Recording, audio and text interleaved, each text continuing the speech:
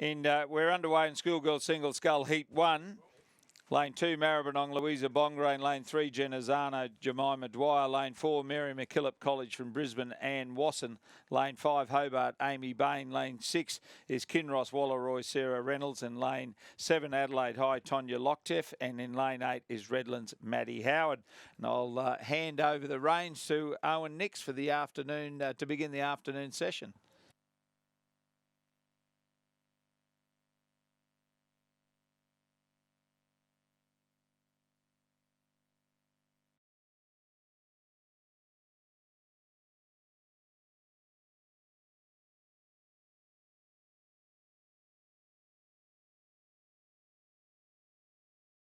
And for that first heat of the Schoolgirls Single Scull have started to make their way through the 500 metre mark, and Louisa Bongrain of Maribyrnong, coached by Tony Lawless. She was 8th in the under-19 Single Scull earlier on this morning and currently leading through that first 500, just 4.42 seconds ahead of Anne Wasson from Mary MacKillop in Queensland, Amy Bain of Hobart in 3rd. Then to Adelaide High's Tonya Lockteff, Maddie Howard of Redlands, which is a co-ed school based on the north shore of Sydney. And they've got an entire classroom dedicated to watching the live stream today. So I'm sure they'll be cheering on Maddie Howard from the classroom there and enjoying a well-deserved break from their extensive studies. Genazzano are in 6th with Jemima Dwyer and Sarah Reynolds of Kinross Wallaroy School from Orange in New South Wales Central West in 7th position.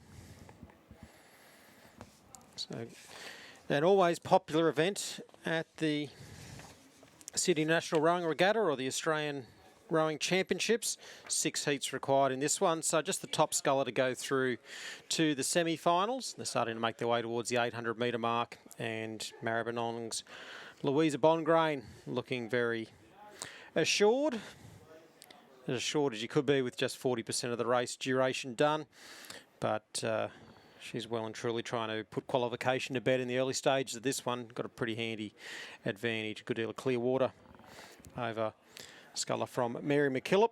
2 lanes to her bow side. You can see the number 4 just coming into view. So Anne Wasson of Mary MacKillop in 2nd spot, coached by Ray Smith and Keith Watts. And they're based out of the Pine Rivers Rowing Club, which is on Lake Kawangbar in Queensland. So through the 1,000 metre mark, Louisa Bongrain of Maribyrnong continues to lead and sitting around about 3 boat lengths. And margin 6.02 seconds to Wasson of Mary MacKillop, Amy Bain, similar margin back in 3rd. Lockteff of Adelaide High School in 4th place, and then followed by Maddie Howard of Redlands. And then Genazzano's Jemima Dwyer, Reynolds of Kinross in 7th position.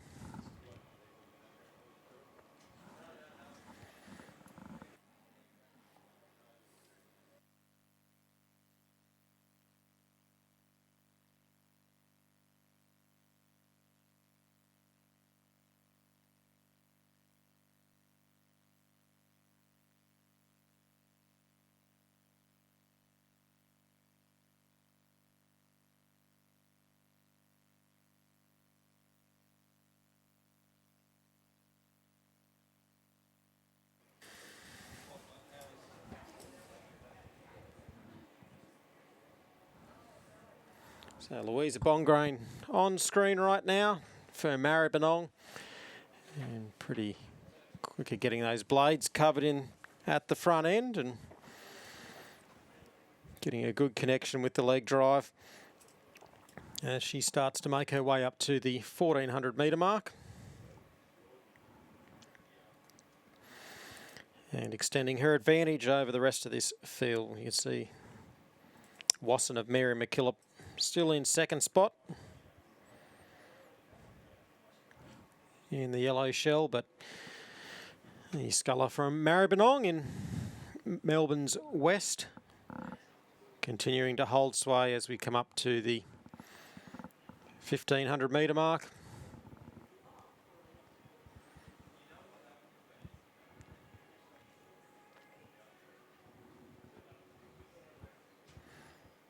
Margin's probably been cut down about half a second. I'd say maybe about 5.5 seconds of margin between between first and second, 5.62 in fact. So Anne Wasson has had a slightly faster third 500, but still with a fair bit of work to do if she's going to claim that top spot to go through directly to the semi-final. The other scullers will get a chance to progress via the repechage, which is a second chance race for something that's rowing is one of the few sports that offers a second chance. Certainly if you're in other sports like track and field, the US track and field team always select on top 3 at their national championships. And if you're in a 100-metre race and a race that goes for 9.9 seconds, it's any mistake there is severely punished. So rowing offers that second chance draw via the repechage, something that Louisa Bongrain I don't think is too concerned about as she makes her way up towards the 1,700-metre mark. Still leading from the Mary McKillop sculler, Anne Wasson in the Pine River Zudi. And then in third spot we have Amy Bain of Hobart. And then across to sculler from Adelaide High, Tonya Lochtef in fourth position. And Redlands Maddie Howard in fifth, and a bit of a tussle going on for sixth and seventh between Dwyer of Genazzano and the Kinross Wallaroi sculler Sarah Reynolds.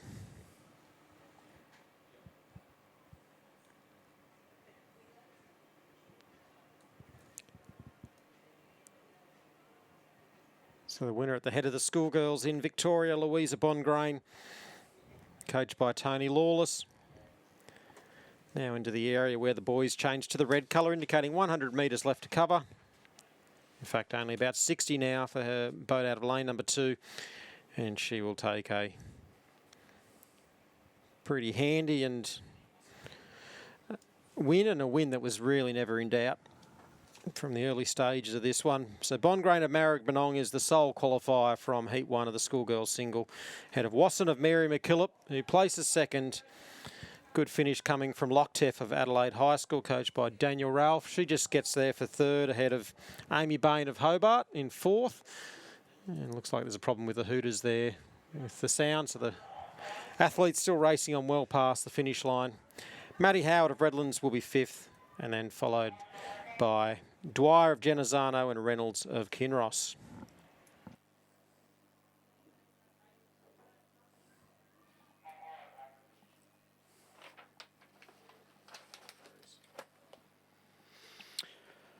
And already underway is Heat 2 of the schoolgirls single sculls. In lane 1 we have Caitlin McManus Barrett, Sydney Girls.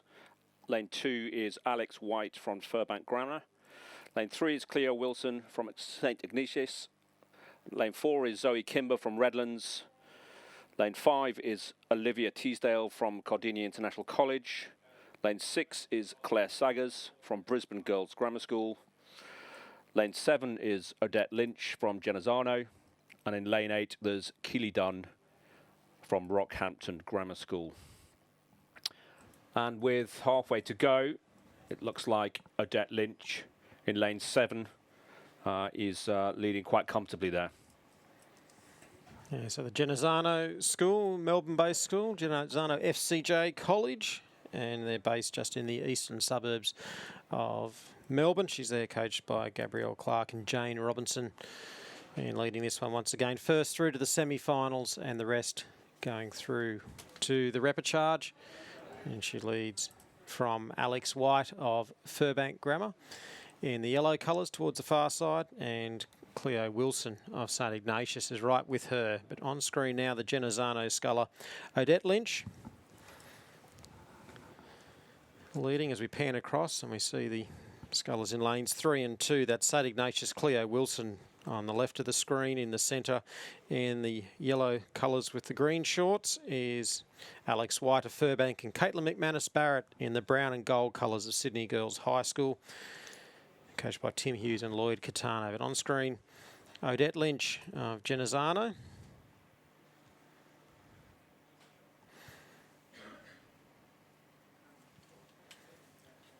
And pretty patient with that leg drive, just sort of waiting till the blades get covered, not wasting any leg drive while the blades aren't in the water. And that's what's helping her stay at the head of this field as they come up towards the 1,500 metre mark. Second spot, Cleo Wilson of St Ignatius, South Australia, has started to move through into second spot ahead of the Furbank sculler Alex White.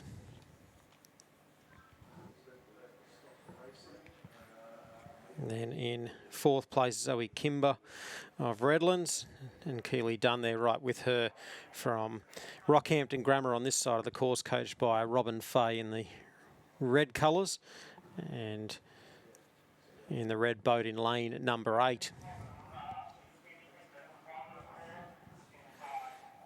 So margin approaching 6 seconds at the 1500 metre mark. Unless you've got a Nick Purnell in the race or someone with that similar sprinting ability, that's going to be pretty tough to overcome, especially when you've got following conditions, which will make that last 500 metres just go that little bit quicker. But it's been a good second half of the race by St Ignatius, South Australia, Cleo Wilson, and also the Rockhampton Grammar sculler Keely Dunn on this side of the course, who didn't have the best of starts but has certainly moved her way through, and will take a fair bit of confidence into the next round of this event.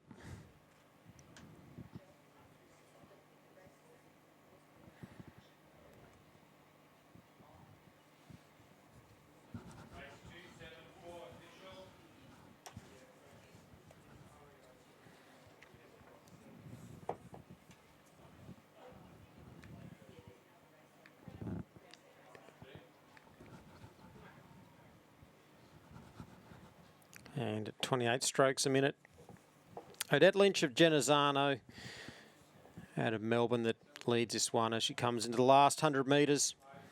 Just saw a glance across from Cleo Wilson of St Ignatius, South Australia, to see where the Rockhampton Grammar sculler Keely Dunn was at. She started to move her way up into third spot ahead of the Furbank sculler Alex White. And then in fifth we have Kimber of Redlands, and then followed by McManus Barrett of Sydney Girls, and then the sculler from Cardinia International, Brisbane Girls Grammar School, Claire Saggers, but a win there to Odette Lynch, second to Wilson of St Ignatius, South Australia, and Keely Dunn of Rockhampton Grammar third. Furbanks White was fourth, Kimber of Redlands fifth, sixth to McManus Barrett of Sydney Girls, Saggers of Brisbane Girls Grammar School in seventh, and Cardinia International College. Olivia Teasdale will be moving through to the repechage with places 2 to 8. Might have to amuse yourselves. They're going to shut racing down. Have you heard that? Yeah.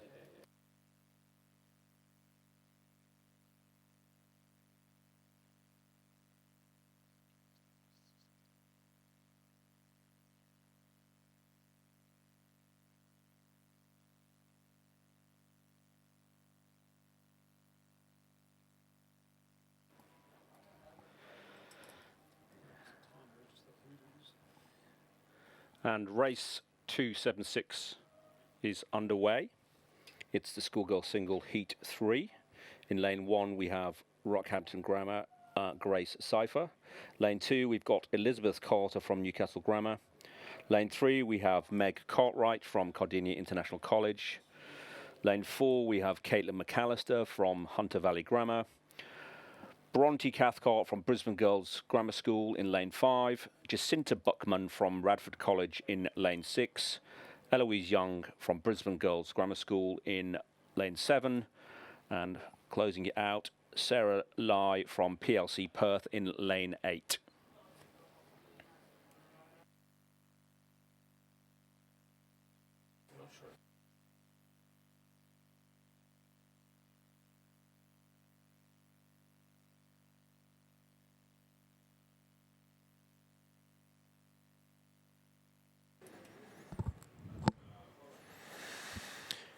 So it is sculler from Rockhampton Grammar on the far side of the course, coached by Robin Fay. That is Grace Cypher that leads. And on screen, fourth in her single scull race earlier today. And she leads Elizabeth Carter from Newcastle Grammar School, who's in second spot and one of the closer of the 3 heats that we've had as these scullers start to make their way through 1500 metre mark. Only about a length and a third separating Cypher of Rockhampton Grammar and the adjacent Elizabeth Carter of Newcastle Grammar School. And 3.19 seconds of margin. So 6:10 for Grace Cypher through the 1,500 metre mark, and Jacinta Buckman of Radford College, 3 out from the grandstand side of the course, is in 3rd spot. And then the gaps just start to increase to Eloise Young of Brisbane Girls Grammar School, and the blue colours 2 out from the grandstand. And then we go back to Bronte Cathcart, also of Brisbane Girls Grammar School, 2 lanes across in lane 5, and Cartwright of Cardinia International College is next. And we have Sarah Lai at the tail of the field, just starting to make her way through the 1,500 metre mark.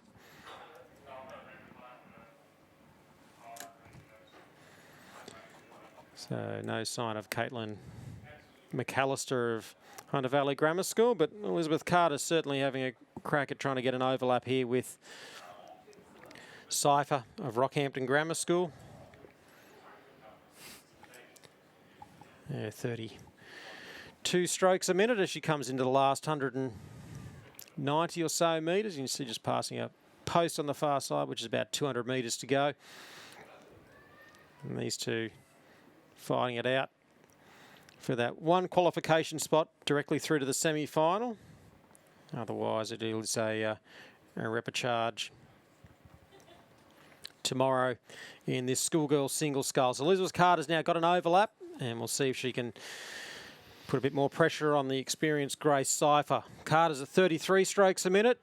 Cypher's having to respond now. She was feeling pretty comfortable. She's moved up to about 35 strokes a minute. So certainly game on here. Elizabeth Carter making a good go of it. She's got it down to half a length and closing, but she's going to run out of water, and it will be Grace Cypher that takes out heat number 3 and advances directly through to the semi-finals. And Elizabeth Carter's just gone in over the finish line, and hopefully we see her head pop up soon. But hopefully that doesn't shatter the confidence that she should take through to the repechage as a result of placing 2nd. 3rd to Jacinta Buckman of Radford College. And then the 2 Brisbane Girls Grammar School crews almost having a training piece against one another. And it's the sculler out of lane 5, Bronte Cathcart, I think, that's just edged out Eloise Young for 4th and 5th. 6th will go to Cardinia International College Meg Cartwright, and 7th to Sarah Lai of PLC Perth.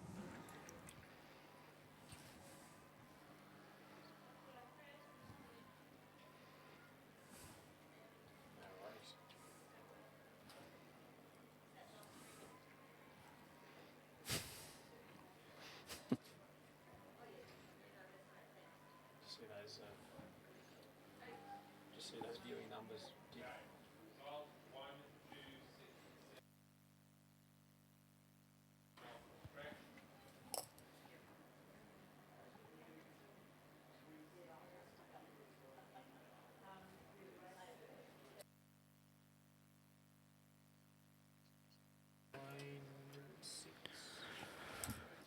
And after a short interval, we have the next race.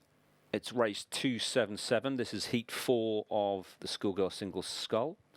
In lane 1, we have Eve Timms from Barker College. In lane 2, Charlotte Ferguson from PLC Perth.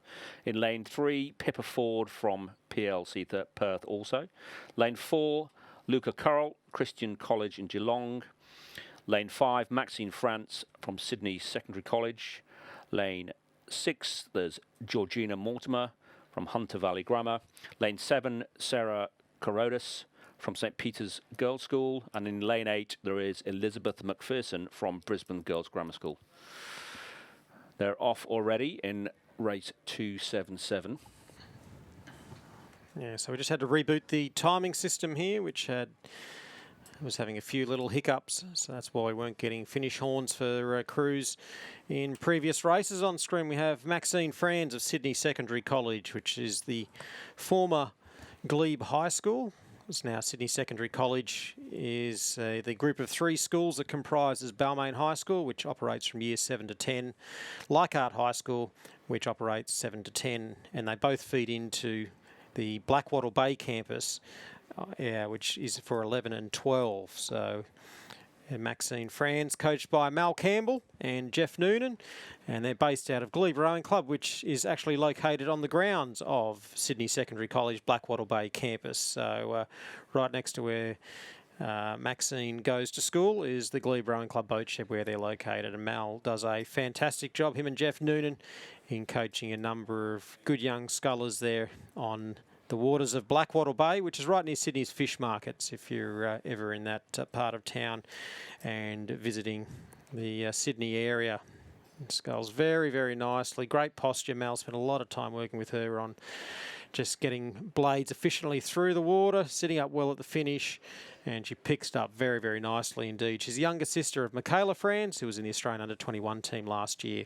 So Maxine Franz leading through the first 500 metres for Sydney Secondary College from Eve Timms of Barker College. And then Luca Carell, who was finished with the bronze medal this morning in the under-17 women's single scull, just a further 0.14 back. McPherson from Brisbane Girls Grammar School in 4th. Caritas of St Peter's Girls in 5th. And the two PLC Perth scullers in 6th and 7th, Pippa Ford and Charlotte Ferguson.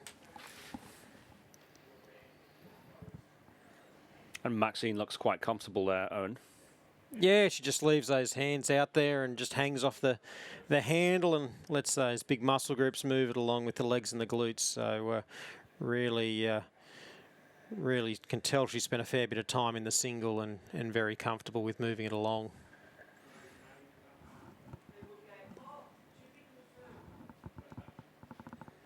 So Eve Timms from Barker College over on the far side of the course, on the right of the screen. She's coached by Robin Mackney, a life member of Glebe Rowing Club, and Robin spends a lot of time coaching out of Drummoyne Rowing Club, where she's got a good young group of juniors down there, and Eve Timms is one of those. And Eve, formerly at Hornsby Girls High School, now at Barker College, which is nearby in Hornsby in the red colours. She's just been eclipsed by Luca Carell of Christian College Geelong. They're in the purple colours of Corio Bay Rowing Club. He's managing to just stay just over a length in arrears from Maxine Franz of Sydney Secondary College. So these top three scullers starting to move out a little bit from McPherson on this side of the course from Brisbane Girls Grammar School, as they start to make their way up towards the 950 metre mark. In fact, coming through the 1,000. So a bit of a push from Carell has reduced that gap down to 2/3 of a boat length as they come through the halfway mark. Eve Timms in 3rd spot, and then very close for 4th and 5th between McPherson and Caritas. On this side of the course, the two scullers there, but they've got a bit of work to do if they're going to try and claim the top spot and a chance to avoid the repechage. And it looks like Luca Carell from Christian College is making a strong push here. Yeah, so she's just started to bring it down only to about a metre, the difference between these two scullers. And until Maxine Franz not looking across, because I'm sure she can hear exactly what's going on with the chunk of the blades at the catch and at the finish. And Carell's now started to move ahead, the sculler from Corio Bay. It was an absolutely brutal race this morning in that under-17 girls national championships, won by Lily Eales over Lily Gavin, and Carell claimed the bronze medal. They threw everything at it to try and grab a medal of any colour in that one. So it was one heck of a race, and great to see Luca Carell backing up here this afternoon and moving out now to half a boat length's advantage over Maxine Franz of Sydney Secondary College. And it looks like the top spot appears destined to be decided by these two scullers. The others have given them a bit too much of a lead.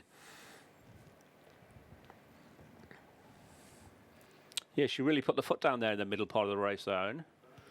Seems to have moved very, very well through. And what would be going through your mind now if you're in a similar situation, if you only know that there's one place through to the semi-final? Yeah, if you're feeling well, you try and push on. If you're not feeling that well, you don't try and make it look like that, but you try and just come across and save a bit of energy for the next round and try and tell yourself you've got a bad heat. That's right. There's always that moment in the race where you go, do I really put the foot down and go for the win, or do you conserve the energy and try my luck in the next round? Yeah, because often for a lot of these people, it's not their only event as well. They can be doing other stuff as well. So yeah, you've got to take that into consideration, whether the repechage tomorrow clashes with the heat of another event. That's right. So, but Luca Carell, that's been a very decisive push now, almost moving out to 2 lengths advantage over Maxine Franz of Sydney Secondary College. And this youngster, who will have a chance to contest this event for at least another year, is doing a very good job of being one of 6 scullers to progress through to the semi-finals this afternoon. Yeah, she looks like she's paying for it right now. Whether she can keep that cadence up, keep on chopping that single along right to the finish.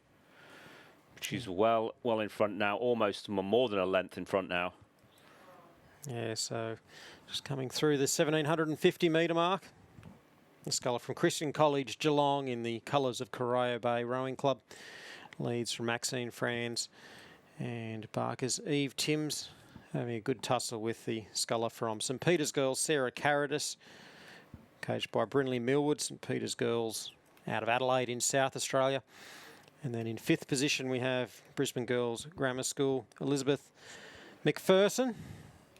And then followed by the 2 PLC Perth scullers, who are destined to fight another day in the repechage.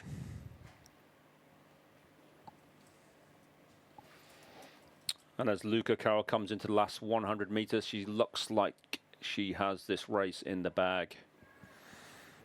Yeah, very quick at covering those blades up at the catch, not spending a heap of time, just hovering at the slowest point in the stroke, and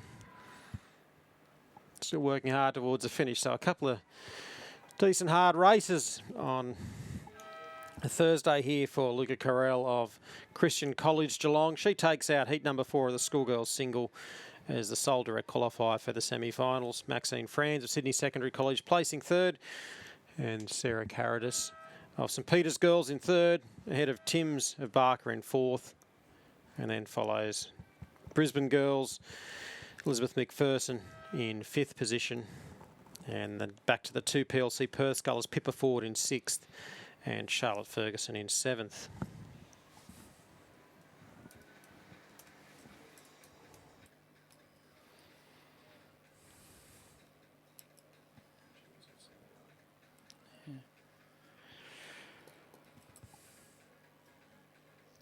Race 278 is underway. It's heat 5 of the schoolgirl single scull. In lane 1 we have Charlotte Barry from Sydney Girls. In lane 2 we have Eloise Mullins from All Hallows in Brisbane. Lane 3 Pippa Hahn from PLC in Perth. Madison Joins from St Paul's Grammar in lane 5. Lane 6 is Cara Brugode from St Clair's College. Lane 7 is Claire Robinson from Colo High. And in lane 8, Maddie Lamb from St Mary's in Tasmania. Already underway.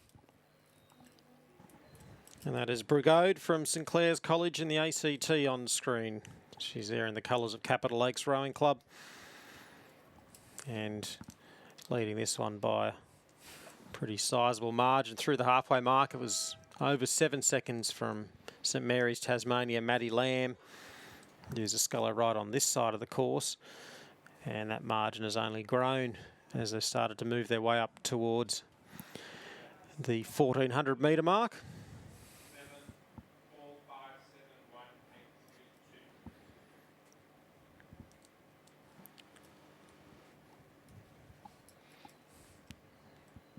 Now starting to see the All Hallows sculler Eloise Mullins, coached by Richard Powell. On the centre left of your screen there, but on the far right and well clear is Cara Brugode of St Clair's College in the Australian Capital Territory.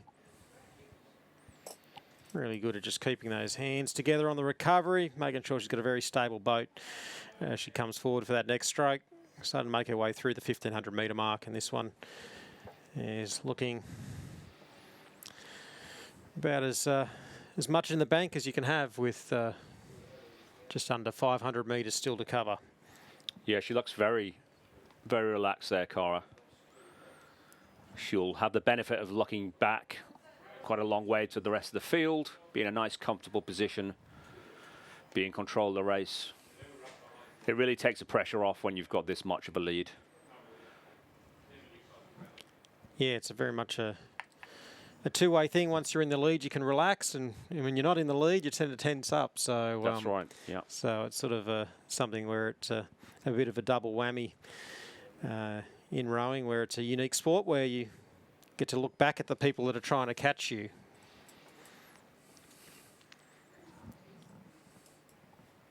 So Cara Brigade on screen, about to make her way up towards the 1750 metre mark.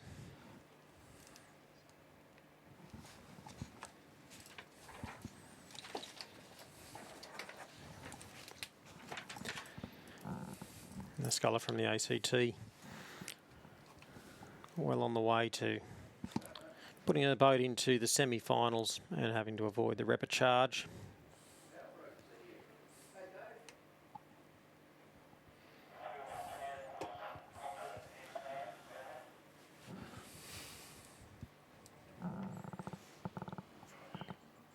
Looking very comfortable now, coming into the last 100 metres. Cara almost showboating in front of the stand.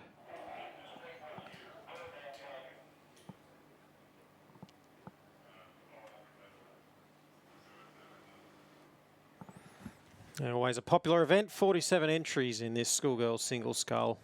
So hence the need for half a dozen heats. And the top from each going through to the semi-final. Cara Brigade completing what seemed like a formality a long, long time ago and taking out heat number 5.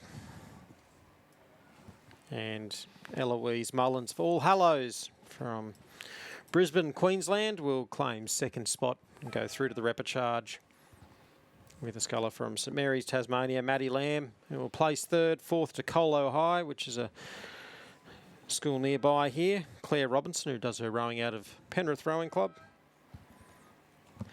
She places fourth. Fifth to Sydney girls, Charlotte Barry, then followed by Madison Joiners of St Paul's Grammar in sixth and PLC Perth's Pippa Han in seventh.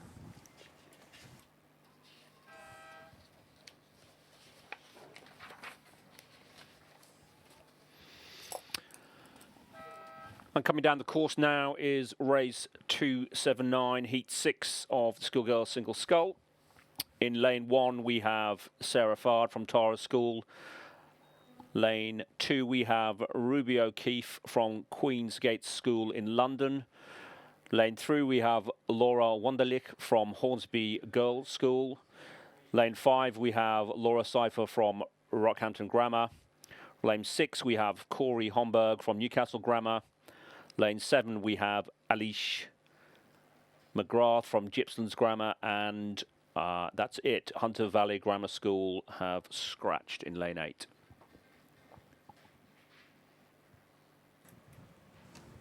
And with a commanding lead, the sculler from Queensgate School, Ruby O'Keefe, is leading this one. She had a great win in the double scull yesterday. And just with that really relaxed style of hers and very patient in applying the leg drive. And when she does, it's just a really constant, consistent push, which is helping her with that smooth delivery of power and staying clear of this field in the 6th heat of the schoolgirls single scull, coached by Alfie Young out of Sydney University Boat Club. A long way to come for a race, Owen. I'm sure, I know Ruby trains a lot in London on the Tideway.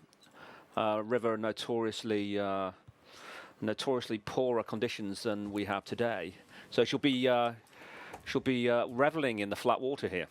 Yeah, she doesn't have to worry about which way the tide's going and what traffic rules are in play as a result. But, correct. Yeah, that's very true. The tide, the river traffic, and having rode on the tide of myself, the odd dead body, I should say. Yeah, and the floating cars as well. Correct. All delights of the Tideway. Yeah, so much more sterile here at the Sydney International Regatta Centre as Ruby O'Keefe with over 9 seconds advantage over Laura Seifer of Rockhampton Grammar School. Laura Wunderlich sculler that plies her trade out of UTS. She's representing Hornsby Girls High School, and she's in 3rd spot. And then back to Sarah Fard of Tara School. Corby Holmberg of Newcastle Grammar is next in 5th position, and Ailish McGrath of Gippsland Grammar in 6th position. So 7 scullers originally in this heat, down to 6 as a result of withdrawal. Top one to go through, and Ruby O'Keefe looks pretty unstoppable with 250 metres still to cover.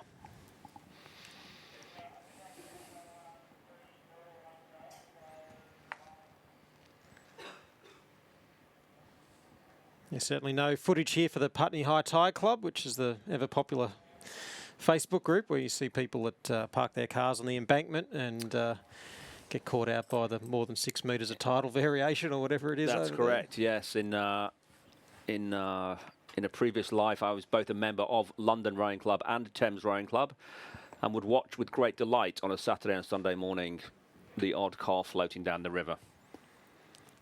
And the people that thought they got the parking spot of a lifetime.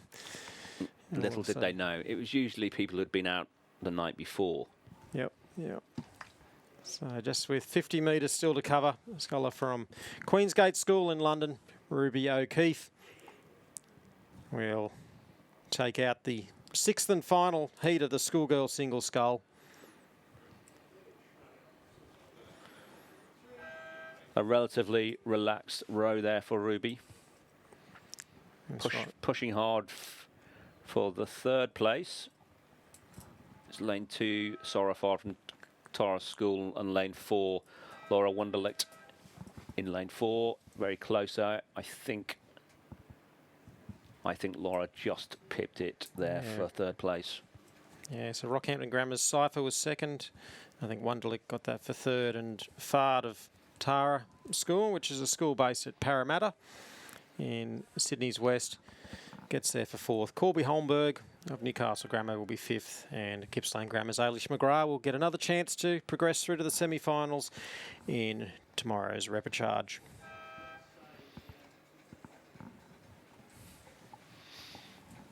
We're moving on to race 280. It's the first heat of the schoolboys single scull. In lane 1, Arthur Bowman from Hunter Valley Grammar School. In lane 2, Alexander Wood from Newington. Lane 3, Lachlan Donald Wales from Townsville Grammar. Joshua Hobart from the Southport School in Queensland in lane 5. Harvey Rupp from Wesley in lane 6. Angus Brown from Pulteney Grammar in lane 7.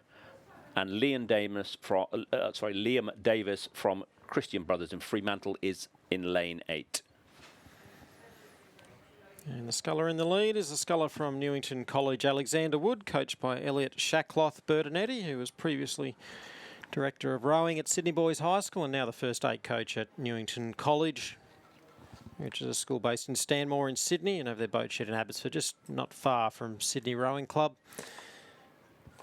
And they have had a big small boat emphasis. Do a lot of work in the singles down Hen and Chicken Bay, Newington College. And Richard Roach, who heads up the program at Newington College, previously been at Kinross Wallaroi School, where he has had similar success in having a lot of people doing very, very well in sculling and then having the option to scull or sweep. But he leads, and he leads from Southport's Joshua Hobart. 42 entries in this event, so 6 heats of 7 scullers, and just the top sculler to progress through to the semis, and the others get a chance via the repechage tomorrow. And Arthur Bowman sculling very well there. Yeah, I'm sorry, Alexander Wood, sorry, that is on the screen, I think. Yeah, so you often see the difference between the boys and the girls. The boys often tend to try and muscle it along a bit more, whereas the girls certainly much more efficient in how they move their boats along the course.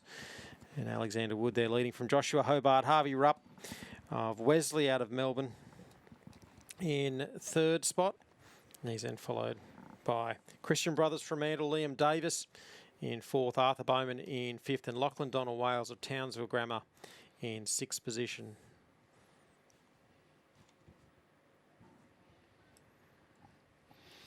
commanding lead there.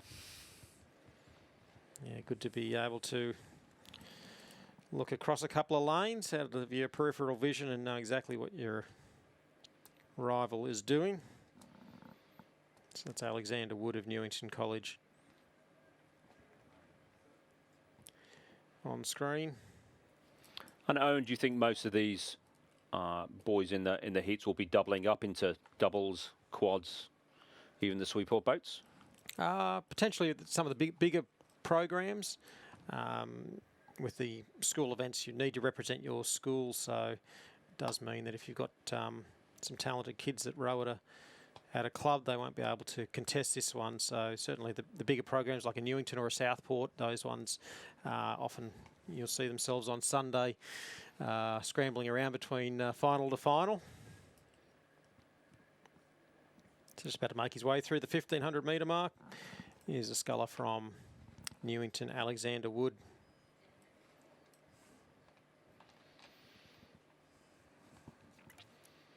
Yeah, he's maintained a good stroke rate, looking very strong coming into the final stages of the race.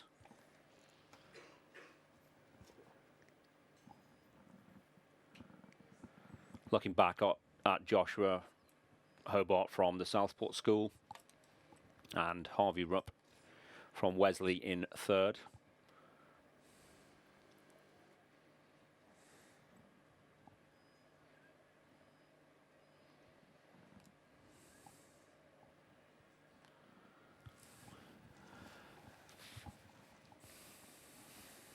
And saving a dramatic push, Alexander Wood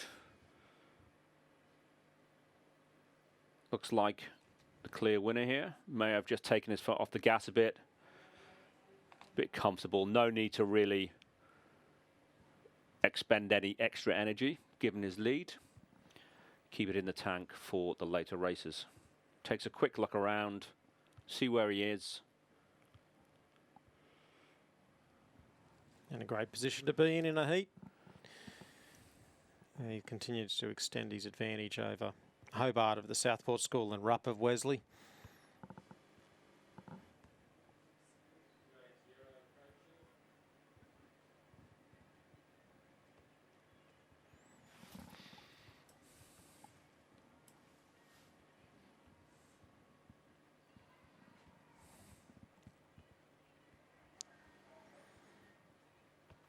Newington College race at the GPS head of the river in the first 8, and they certainly laid all their cards on the table in the first 1,000. That one they led. That one finished in 6th, but I think it was a very good performance in that they actually really gave themselves a chance in that one and had a crack over the first 1,000. And you see Alexander Wood racing with a similar intensity in this heat. Just coasts those last couple of strokes and takes out heat 1 of the schoolboys single scull over Joshua Hobart of the Southport School. And then Harvey Rupp of Wesley claiming 3rd place. Tussle going on for 4th. Christian Brothers Fremantle, Liam Davis just ahead of Townsville Grammar's Lachlan Donald Wales. And they'll place 4th and 5th respectively. Arthur Bowman of Hunter Valley Grammar is going to cross in 6th.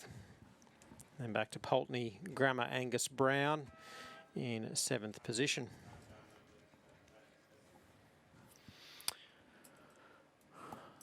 We'll move on to the next race, race 281. This is the schoolboy single scull heat 2.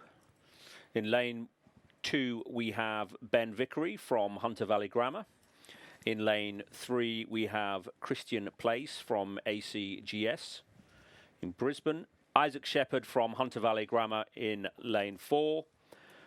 Jared Lord from Canterbury in lane 5. Liam Audrey from ACGS in lane 6. Cooper Williams from Cedar in lane 7. And Oliver Miller from Sandringham College in lane 8.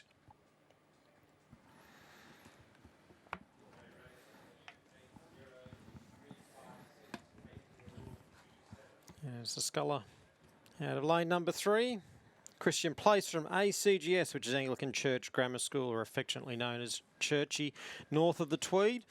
And he leads from Oliver Miller of Sandringham College in lane number 8. He's there in the Melbourne University Boat Club colours of his club, and coached by Ben Board. Ben Vickery, Hunter Valley Grammar School, in 3rd spot. Jared Lord, who was 7th in the B final of the under-19 single scull, he's there in 4th. And followed by Cooper Williams of SEDA, S-E-D-A, coached by Daniel Ralph. So I presume that's an Adelaide-based educational institution. And we have Isaac Shepherd of Hunter Valley Grammar School in 6th, and Liam Ardrey of Anglican Church Grammar School at the tail of the field in 7th position.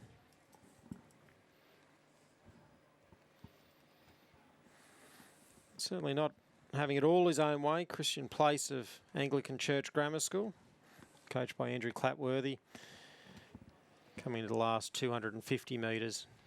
Got a couple of lengths over a bunch of 4 scullers that are currently vying for 2nd position, and I'm sure they'd love to try and go one better as well, but they may not have the water to do that. But we're starting to see the ratings lift. It's a good close race for 2nd, 3rd and 4th position. An even 5th as they start to wind up to the finish now. Yeah, the sculler from Cedar, 2nd from this side of the course, has just moved ahead of Oliver Miller and also Jared Lord of Canterbury. And a good finish coming from Ben Vickery over on the far side from Hunter Valley Grammar School, but Christian Place of Anglican Church Grammar School. Just with 50 metres to go, and he will go through the necessary next 3 strokes and cross in 1st spot and grab the sole qualification spot for the semi-finals. Good finish from Cooper Williams of Cedar to claim 2nd spot. Very close for 3rd, with Ben Vickery just edging out Oliver Miller, who places 4th, and 5th goes to Jared Lord of Canterbury College. Isaac Shepherd of Hunter Valley Grammar School will be 6th, and Churchy's Liam Ardrey will be 7th.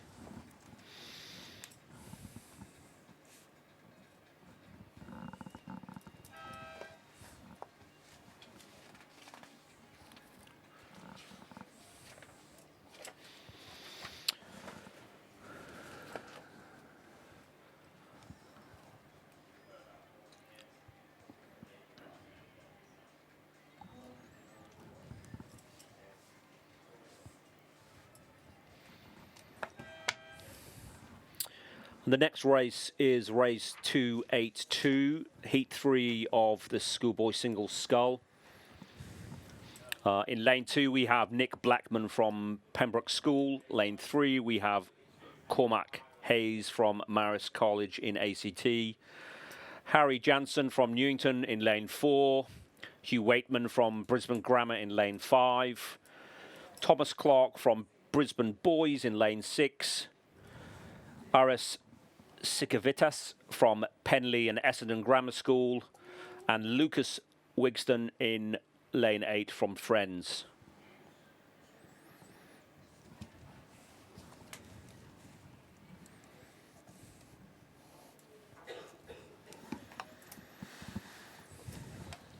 And tough old heat this one, heat number 3, going through halfway in 3:36 for Lucas Wigston of Friends, the Hobart-based school. He's on lane number 8 at the bottom of the screen, or closest to the grandstand. Harry Jansen of Newington College in lane number 4 was 2nd, just narrowly ahead of Nick Blackman of Pembroke, who's over on the far side of the course. And Cormac Hayes is a very, very handy sculler, back in 4th in this one. And Hugh Waitman, who's an integral part of a very strong Brisbane Grammar 8 this year. He's the son of David Waitman, who's an Olympic medalist. And he's there in 5th position. Thomas Clark in 6th for Brisbane Boys, and Penley and Essendon's Aris Sikavitsis in 7th position. It's the Friends sculler. He's certainly having a crack here through the 1,500 metre mark and moved out to nearly 3 lengths advantage over Cormac Hayes, the nice young sculler from Marist College and the ACTs, coached by Nick Garrett. Cormac of Irish descent.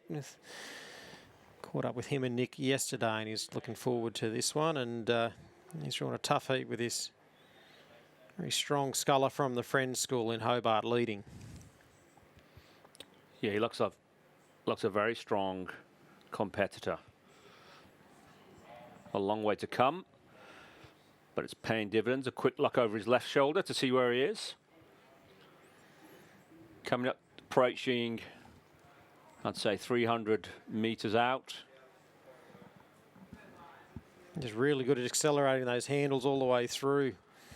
That's what's helping this friend Sculler in the lead. And Cormac Hayes just started to make his way up through the 1750 metre mark in second spot. The experienced Nick Blackman of Pembroke School and the South Australian Sports Institute on the far side of the course. I think he's realised that it's going to be a bit of a bridge too far to try and reel in this friend Sculler, and he might just have to try and get through to the semi-finals via the repechage. So they're the top three, and Newington's Jansen in fourth spot.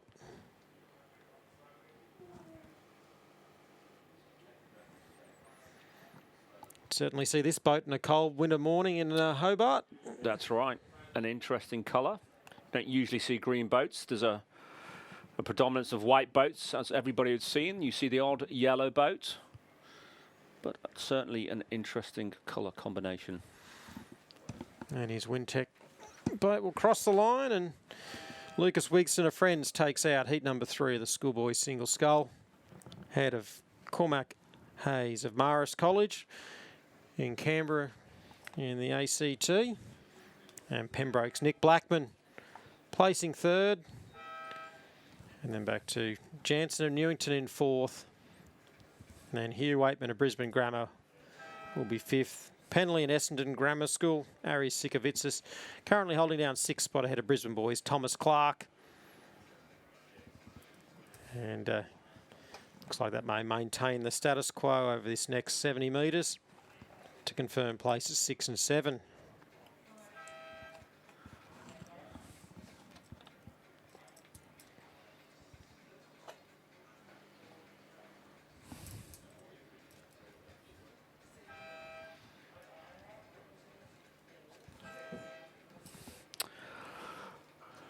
Okay, we can move on now to race 283, Schoolboy Single Scull Heat 4. There are 2 scratch crews in this race, both from Ignatius College in lane 3 and in lane 8. Joshua Holcroft and Anthony Greach are scratch. So we have in lane 2, Harry Bevan from Friends. In lane 4, Bradley Graham from Cathedral Townsville. Harvey Guest in lane 5 from Brisbane Boys, Jared Connolly from St Virgil's in lane 6, and Samuel Atherton in lane 7.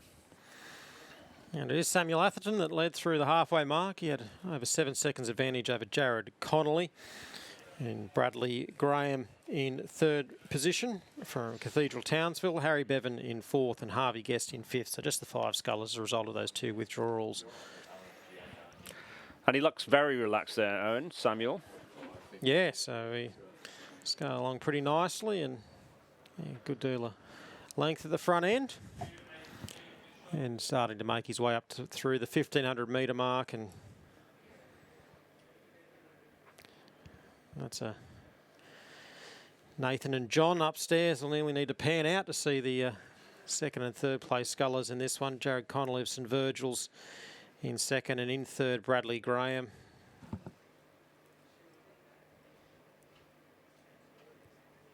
You see Bradley Graham's rating right down the Cathedral Townsville sculler. He realises that the first place spot pretty much set to go to Samuel Atherton at Brisbane Grammar School, so he'll save his energy up for the repechage tomorrow. Fourth, Harry Bevan of Friends, and then Harvey Guest of Brisbane Boys in fifth position. A little wobble there from Samuel, maybe a bit too casual given this lead of over 10 seconds. Yeah, great situation to be in. Certainly the semi-finals won't be as processional as some of these heats have been, but the exhaustive elimination system that we have gives you heats, repechages and semis in the final in order to ensure that, or try and ensure that the top scullers make it through to the finals and don't all knock each other out in a very hard heat.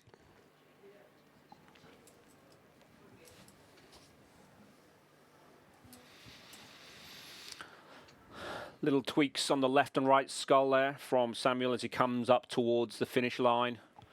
Small lane corrections, but a very casual road for him by all intents and purposes.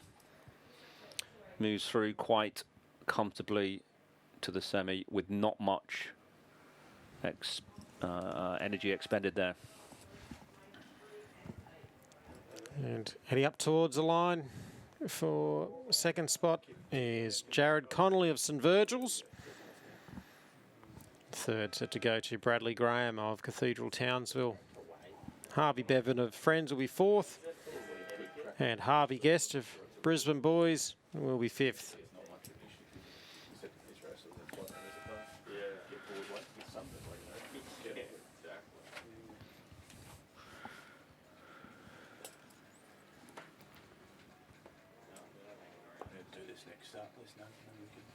Perfect.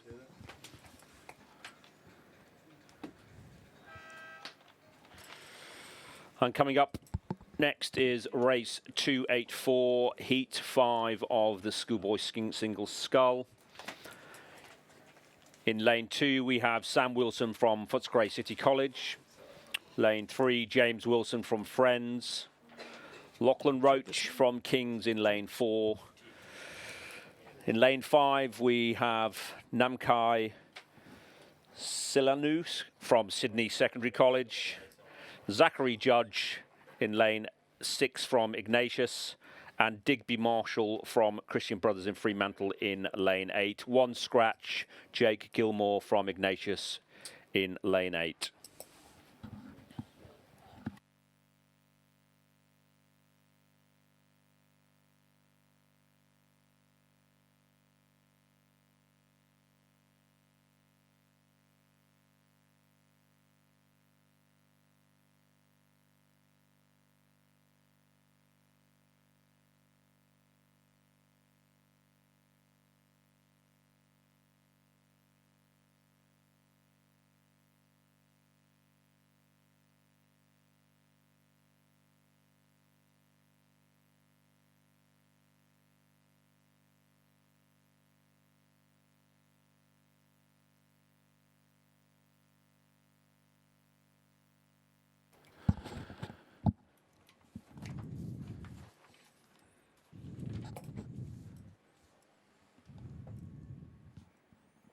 We do have race 284 on the course now. Race 283, sorry, the fourth heat of the Schoolboy Single Scull, and race 284 as well. Thanks to Nathan and Owen for the last hour of commentary, and back here alongside Ben Homer for the next hour as the heats of the Schoolboys Single Scull do continue. And this is race 283, Ben, with the scullers just about to come through the 1500 metre mark. The heat's heating up, Richard. Is that fair to say? It's heating up in more ways than one at the moment. And there is, so it's 284 we've got on the course. We're just working out which races. We're just catching up slightly from that delay earlier when the computers had to be reset. But Digby Marshall, our race leader, halfway through race 284. Heat 5 of 6 in the Schoolboys Single Scull. A couple of scratchings in this race. So a field of 6. And it is Digby Marshall of Christian Brothers leading Lachlan Roach of Kings and Namkai Stiliano of the Sydney Secondary College.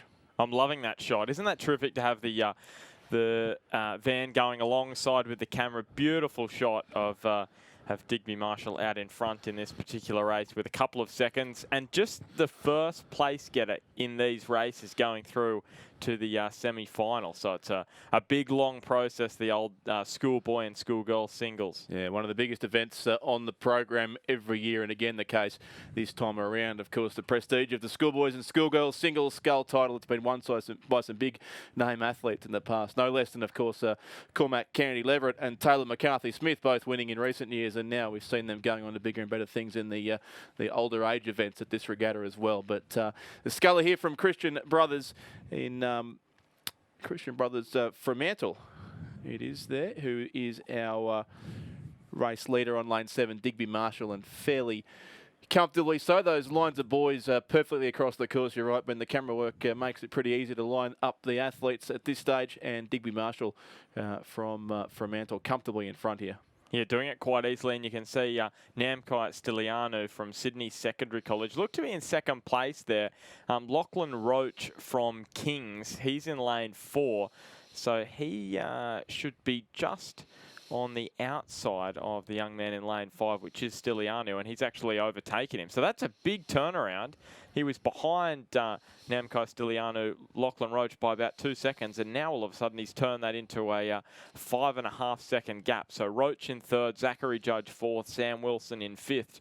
And it's interesting how you approach a race like this, Richard, because only first place goes through. So if you're finishing 3rd or 4th, you don't want to burn yourself, but you also want to tune up for the races, the repechage, the semi-finals, which you may qualify for later on in the week. Indeed. And you want to give yourself the best chance in the repechage as well, so there is still some importance of being preferably in the centre lanes of the course, although we saw plenty of finals this morning that were won from the outside lane. So it's not a hard and fast rule, but certainly these rowers taking different approaches to it. I think some will have raced several times already at this regatta, and for others it might be their first hit out over the 2,000 metre course. So some different tactics at play, but Digby Marshall certainly doing it easy here, and Namkai Stiliano does look pretty comfortable now in second place, but it still means a trip through the repechage to him and the remainder of the field.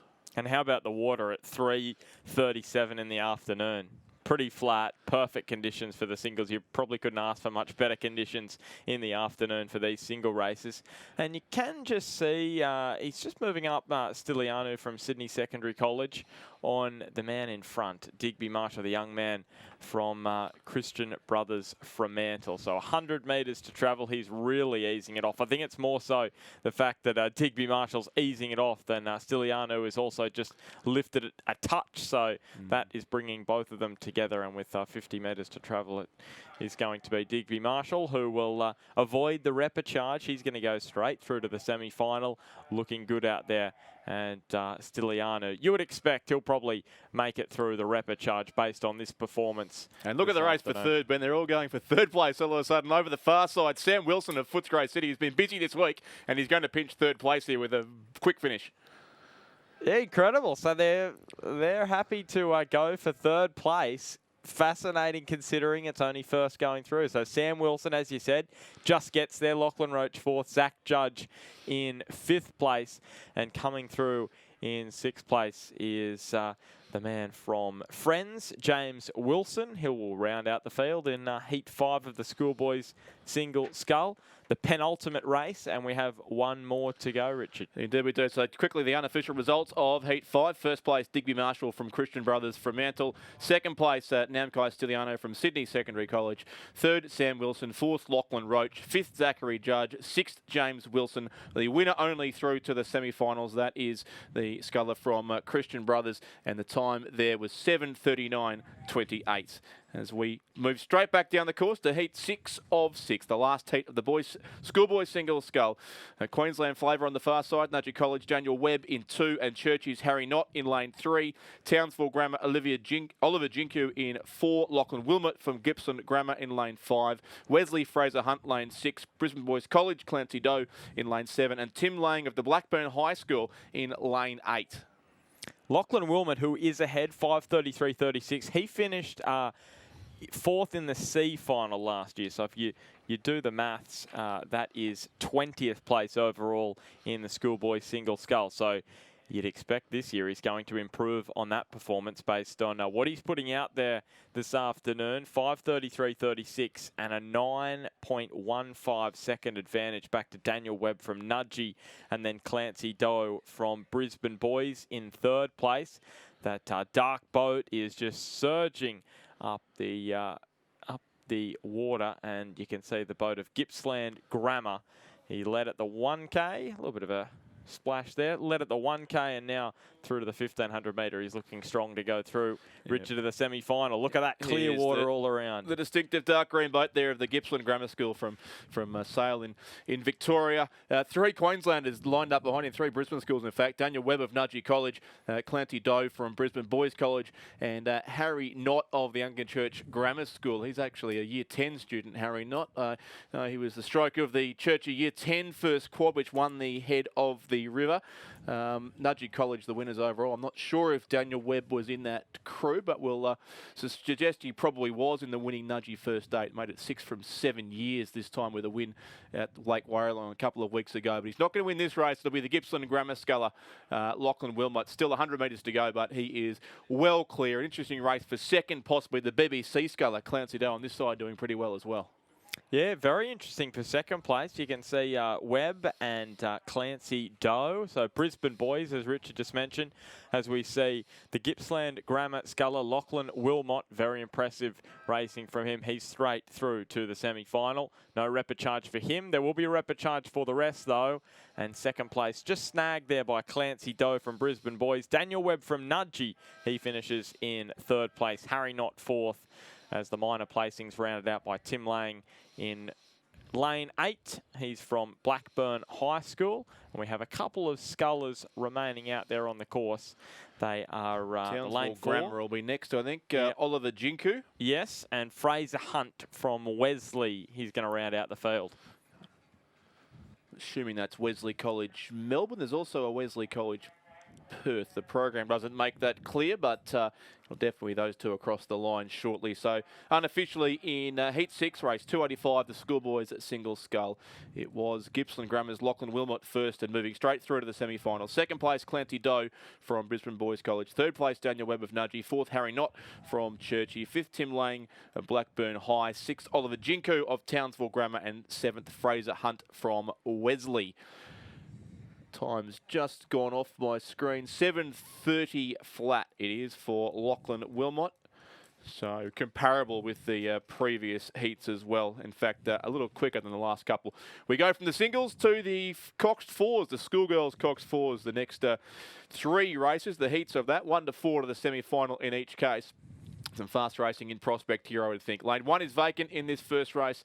Field of 7 starts at lane 2 with Queenwood, St Catherine's of New South Wales in lane 3, Pymble Ladies in 4, Canberra Girls Grammar in 5, Loretto Kirribilli lane 6, Roseville in 7, and another crew from St Catherine's, New South Wales, racing in lane 8, and they are at the halfway mark, Ben, being led by Queenwood. Can I just say, Richard, if someone did a schools quiz as to where schools are located around the country, I think I'd like you on my team for trivia.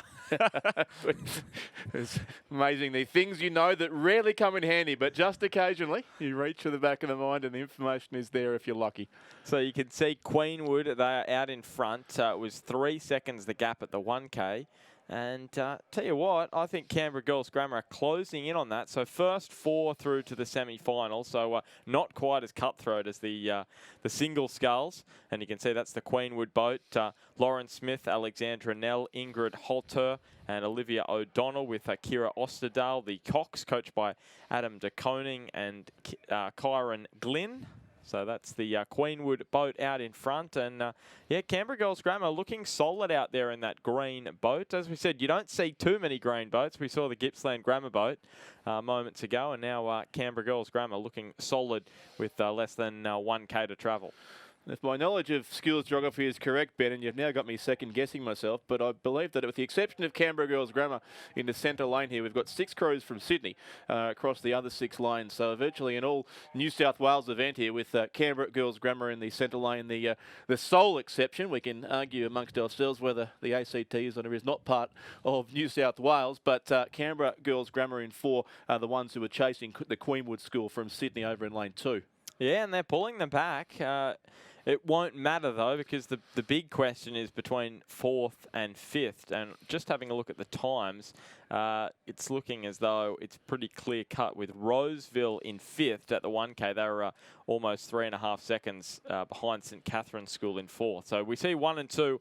Canberra Girls Grammar have taken the lead from Queenwood, but I think they've just taken the foot off the gas a touch now that they know they're well clear of 5th place. No point extending yourself more than you have to. And there you go. So you can see the gap based on the splits now. 5th place has not appeared. Now they do. Roseville 6.5 seconds further back. I think it's going to be a nice, pleasant row for the top 4 in this particular race.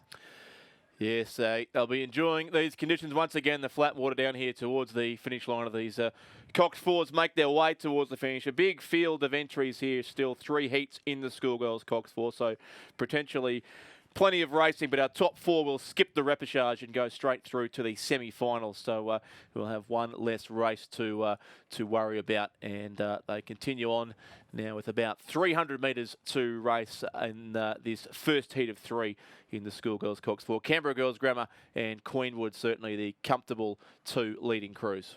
Yeah, it was Canberra Girls Grammar who led by 0.17 at that 1,500 metre timing hut, and it looks to have extended They might have somewhat. made that a bit bigger now in the last couple of 100 metres of the race. Yeah, so they've got about 150 metres to fly down the course, and I think as you can see, the top 4 well ahead. The only crew I think that could be able to challenge that is the crew just in here on this near side, which is Roseville in lane 7. They were just outside, but it looks to be a sizable gap between themselves and 4th place, and that's the crew in lane 8, St Catherine's School. So here we go. It's going to be Canberra Girls Grammar. Have a look at the rating now. They're really slowed it up.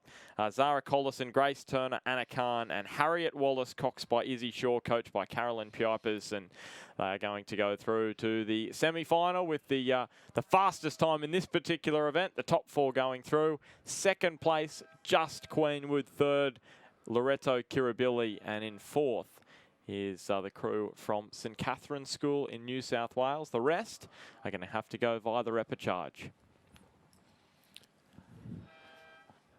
That was our last couple of crews crossed the line unofficially in race 286. Canberra Girls Grammar School in 1st place, Queenwood 2nd, Loreto Kirribilli were 3rd, St Catherine's in lane 8 were 4th. They will move through to the semi-finals and to the repechage. In 5th place to go Roseville, 6th St Catherine's in lane 3, and 7th Pymble Ladies lane 4 in heat 1 of the Schoolgirls Cox 4.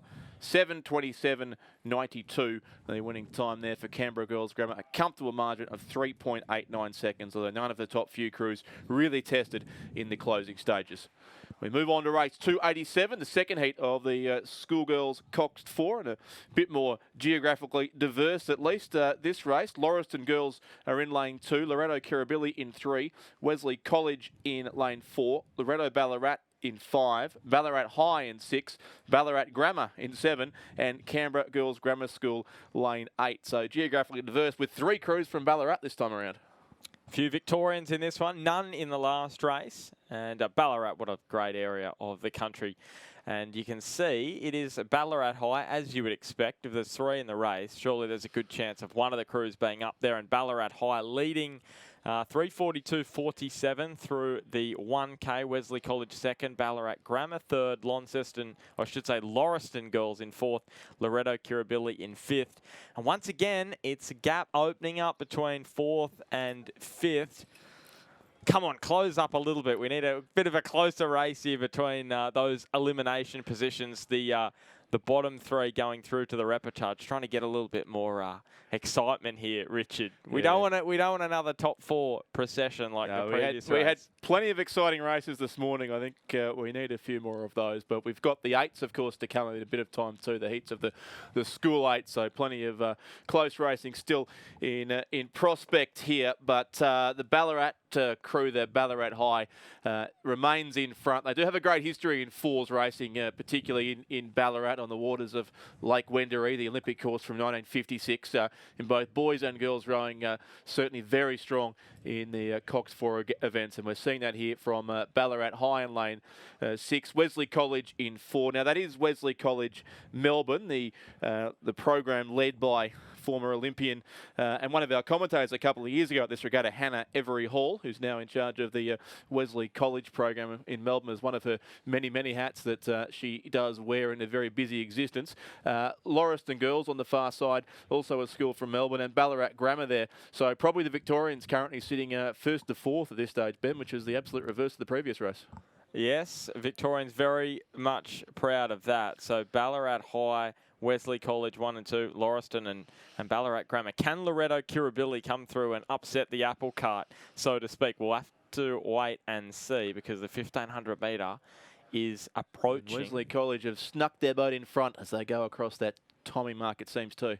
Well, here we go. It may have just closed up here. I was hoping for it, and we've got it. So 4th and 5th is very tight. There's just half a second between Loreto Ballarat and Lauriston Girls. So incredibly tight between 4th and 5th, remembering that 5th down goes through to the repechage. So the last 500 metres are going to have to be, well, they're going to have to require a big push from 4th and 5th, because the top 3 look to be signed, sealed and delivered into the semi-final at this point, Richard. And very nice rowing from Wesley College, who are out in front. Evelyn Doe, Madeline McCleary, Holly Wilson and Alia Dawson, coxed by Lucy Hanna.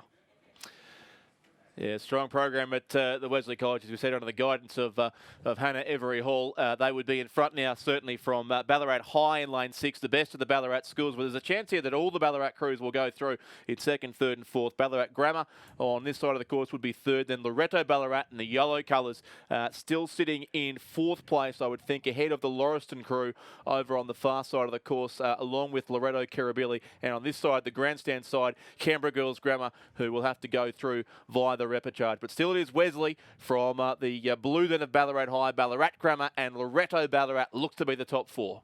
So remember, lane 2 and lane 5, they were the two that were very, very close at the 1,500 metre mark. Loreto Ballarat in lane 5 in the middle of the course, and Lauriston Girls in lane 2. They were just outside the top 5, and it's going to be between those two for that final spot. And you can see the drive from Lauriston Girls over on the far side of the course. Loreto Ballarat are responding. You can see the top 3 are going to all go through here quite comfortably. Wesley College alongside them in lane number 6 is Ballarat High, and it is just going to be Loreto Ballarat who get through in 4th. A strong push from the crew over in lane 2, Lauriston Girls, but just couldn't quite get that 4th spot. They were in 5th at the 1,500 metre mark, couldn't quite get into that top 4, and it's going to be Loreto Kirribilli 6th, Canberra Girls Grammar in 7th place. So unofficial results up there for race 287, the second heat of the Schoolgirls Cox 4. First place, Wesley College from Melbourne. 2nd, Ballarat High. 3rd, Ballarat Grammar. 4th, Loreto Ballarat. 5th, Lauriston Girls. 6th, Loreto Kirribilli. And 7th place, Canberra Girls Grammar School. The winning time there for Wesley College, 7:29.27. Or 7:29.45, in fact, now the adjusted time, and the margin 4.38 seconds from first to second. Straight on to heat 3 of the Schoolgirls Cox 4. 6 crews in this race. Lane 2, Hunter Valley Grammar. Lane 3, Ballarat Clarendon College. Lane 4 is Shelford Girls Grammar. Lane 5, Kinross Walleroy. Lane 6, Canberra Girls Grammar. And lane 7 is PLC Sydney. So after 1,000 metres in heat 3, this is the final heat of the Schoolgirls Cox 4. It is Ballarat Clarendon ahead, 3:45.72. There it is. Canberra Girls Grammar in 2nd. PLC Sydney 3rd. Hunter Valley Grammar 4th. Kinross Walleroy 5th. Shelford Girls Grammar 6th. So an even spread at the moment. It's about 2.5 seconds between each boat, Richard. And I was just having a look at those times in heats 1 and 2. Very, very tight. We saw Canberra Girls Grammar go through in 7:28.12, and then Wesley College in 7:29.45. So for different heats, that's quite a close difference between the two times. Yeah, only a couple of seconds between them. We talked in the last race about the strength of the Ballarat schools in Cox 4s, and they're a big chance here of getting 4 different schools through to the semi-finals with Ballarat Clarendon College. Our comfortable race leaders here, Grace Davies, Eddie Eppingstall, Emily Richardson, Olivia Rickard and Gabrielle Pike. The red colours there on screen you can see, and they've got a length or so on what would be another crew from Canberra Girls Grammar, who I think have had her runner in each of these 3 heats. So great strength also from the Canberra Girls Grammar School in this event. Yeah, so there you go. Top 3 crossing the 1,500 metre point. Ballarat, Clarendon, Canberra Girls Grammar, PLC Sydney and Hunter Valley Grammar. We've spoken about what a difficult time of it they've had of late with that massive storm, mini tornado, I heard, ripped through Manning River Rowing Club, damaged a few of their boats. Not quite as bad, I heard, as that was the case for Newcastle Grammar, but they still had some serious damage. And psychologically, some of the kids would have been a little scarred from what went on that weekend. So great to see them here in Sydney this weekend. And they're in the top 4, which is good news for the Hunter. And 5th place is Kinross Wallaroi. 6th, Shelford Girls Grammar. So top 6 looking, or the top 4 looking pretty signed, sealed and delivered at the moment. 3.5 seconds, the gap between 4th and 5th, Richard. And again, for those keeping score, Shelford Girls Grammar School, of course, is in Melbourne, and Kinross Wallaroi, as we well know, is based in Orange in the central west of New South Wales. PLC from Sydney, and Hunter Valley Grammar, obviously, from just up to the north, and Ballarat Clarendon College from Ballarat in Victoria. And we're going to have a fair spread of qualifiers here behind. It looks like a comfortable race lead to Ballarat Clarendon on the far side, and then Canberra Girls Grammar School on this side of the course in that distinctive white and green coloured boat. Well, they're going to have to be careful, Hunter Valley Grammar, because we know of the finish from Kinross Wallaroi. The Kinross Wallaroi comeback, it's always prevalent, and they're producing it once again here. But as we look to the front of the course, it's Ballarat Clarendon who are heading through in 1st place at the moment. Lane 6 is Canberra Girls Grammar. They will go through in 2nd. 3rd is PLC Sydney, so it's Ballarat Clarendon through in 1st. 2nd place, as I mentioned, is going to be the crew from Canberra Girls Grammar. Then PLC Sydney and Hunter Valley Grammar. They've done enough. They've got about a boat length on Kinross Wallaroi, who will have to go through via the repechage in this final heat. And 6th place is going to go the way of Shelford Girls Grammar. So 3 heats complete in the Schoolgirls Cox 4. Unofficially in Heat 3, it was Ballarat Clarendon College first, Canberra Girls Grammar in 2nd place, PLC Sydney in 3rd, Hunter Valley Grammar in 4th. Those 4 crews qualify directly for the semi-finals, and to the repechage go 5th place, Kinross Wallaroi, and 6th, Shelford Girls Grammar School. 7:37.36. Was the time there, so slightly slower, about 8 to 10 seconds slower than the previous 2 heats, and a winning margin there of 4.83 seconds for the crew from Ballarat Clarendon College. So from the girls 4, we move to the boys Cox 4. Again, 3 heats with the top 4 in each to move through to the semi-finals. So a similar size field as the schoolgirls 4. In race 289, the field up there on screen is lane 2, Melbourne Grammar, lane 3, St Peter's College, lane 4, Wesley College, lane 5, Brighton Grammar, lane 6, Damascus College of Ballarat, lane 7, Scotch College from Melbourne, and lane 8 is the Melbourne Grammar School. So Ballarat has won the last couple of races, or done well in the last couple of races. Damascus College, the race leaders, here too, it seems. 3:20.63 through the first half of this one. You can see the boys from Damascus, Julian Hockey, Ethan Blackmore, Mackenzie Yandel and James Mavity, coxed by Caspian Linayau and coached by Grant McKechnie. So they're looking strong, about 4.5 seconds. The gap back to Wesley College, Brighton Grammar in 4th, Melbourne Grammar Brighton Grammar 3rd, Melbourne Grammar 4th, and then Scotch College Victoria 5th. This is flooded with Victorians. The Victorians, we're taking over all of a sudden, but there's 6 Victorian crews here, 5 from Melbourne, 1 from Ballarat, and St Peter's College of Adelaide, I'm assuming it is, racing out there in lane 3, the only non-Victorian crew in the race. So there's going to be a few Victorians qualifying here through to the finals, and then the centre lane's a good battle between Damascus College in lane 6 and that Wesley College combination on lane 4. They're certainly the top 2. In between those 2 is Brighton Grammar School, who are well placed as well. Well, I feel like I miss out on the rivalry between Sydney and Victoria because I live in Newcastle, so I don't have as much heart, or I don't probably have a dog in that fight. So I feel away, a little bit apart from it all, Richard. So as we see Damascus cross in 1st place at the 1500. It's a fight I only have to pick when I come up here in Melbourne. Everyone agrees with me, but they are certainly showing their strength in this race by virtue, I think, of the nature of the random draw for these heats. Of course, that this one's loaded with Victoria Victorian crews, not so much in the next two heats anyway. But Damascus College from Ballarat continue to be comfortably in front here. Brighton Grammar alongside them, moving up on Wesley College. So the three middle lanes would have three of the qualifying spots at this stage. And Melbourne Grammar as well, right across here on the grandstand side in lane 8, probably the fourth and final qualifying spot at this stage. In fact, possibly Melbourne Grammar third, and Wesley College just behind them in fourth place. Once again, yeah, pretty cut and dry between 4th and 5th St Peter's College. They're in lane 3. They were the crew who were in 5th place at the 1,500 metre mark. And I tell you what, they're just lifting a touch here, but they've got a decent margin to pull back, and it's the crew next to them, Wesley College, who they are going to have to pull back. It was a 5-second gap at the 1,500 metre mark, and you can just see them. So there are the boys from St Peter's College in the blue stripe with the white, and they are just at the top of your screen there. Inside them, Wesley College, and then in lane 5 is Brighton Grammar and Damascus, with the sash across, the yellow sash, very similar to the Richmond Tigers jersey in the AFL, with 50 metres down the course. So it's Damascus.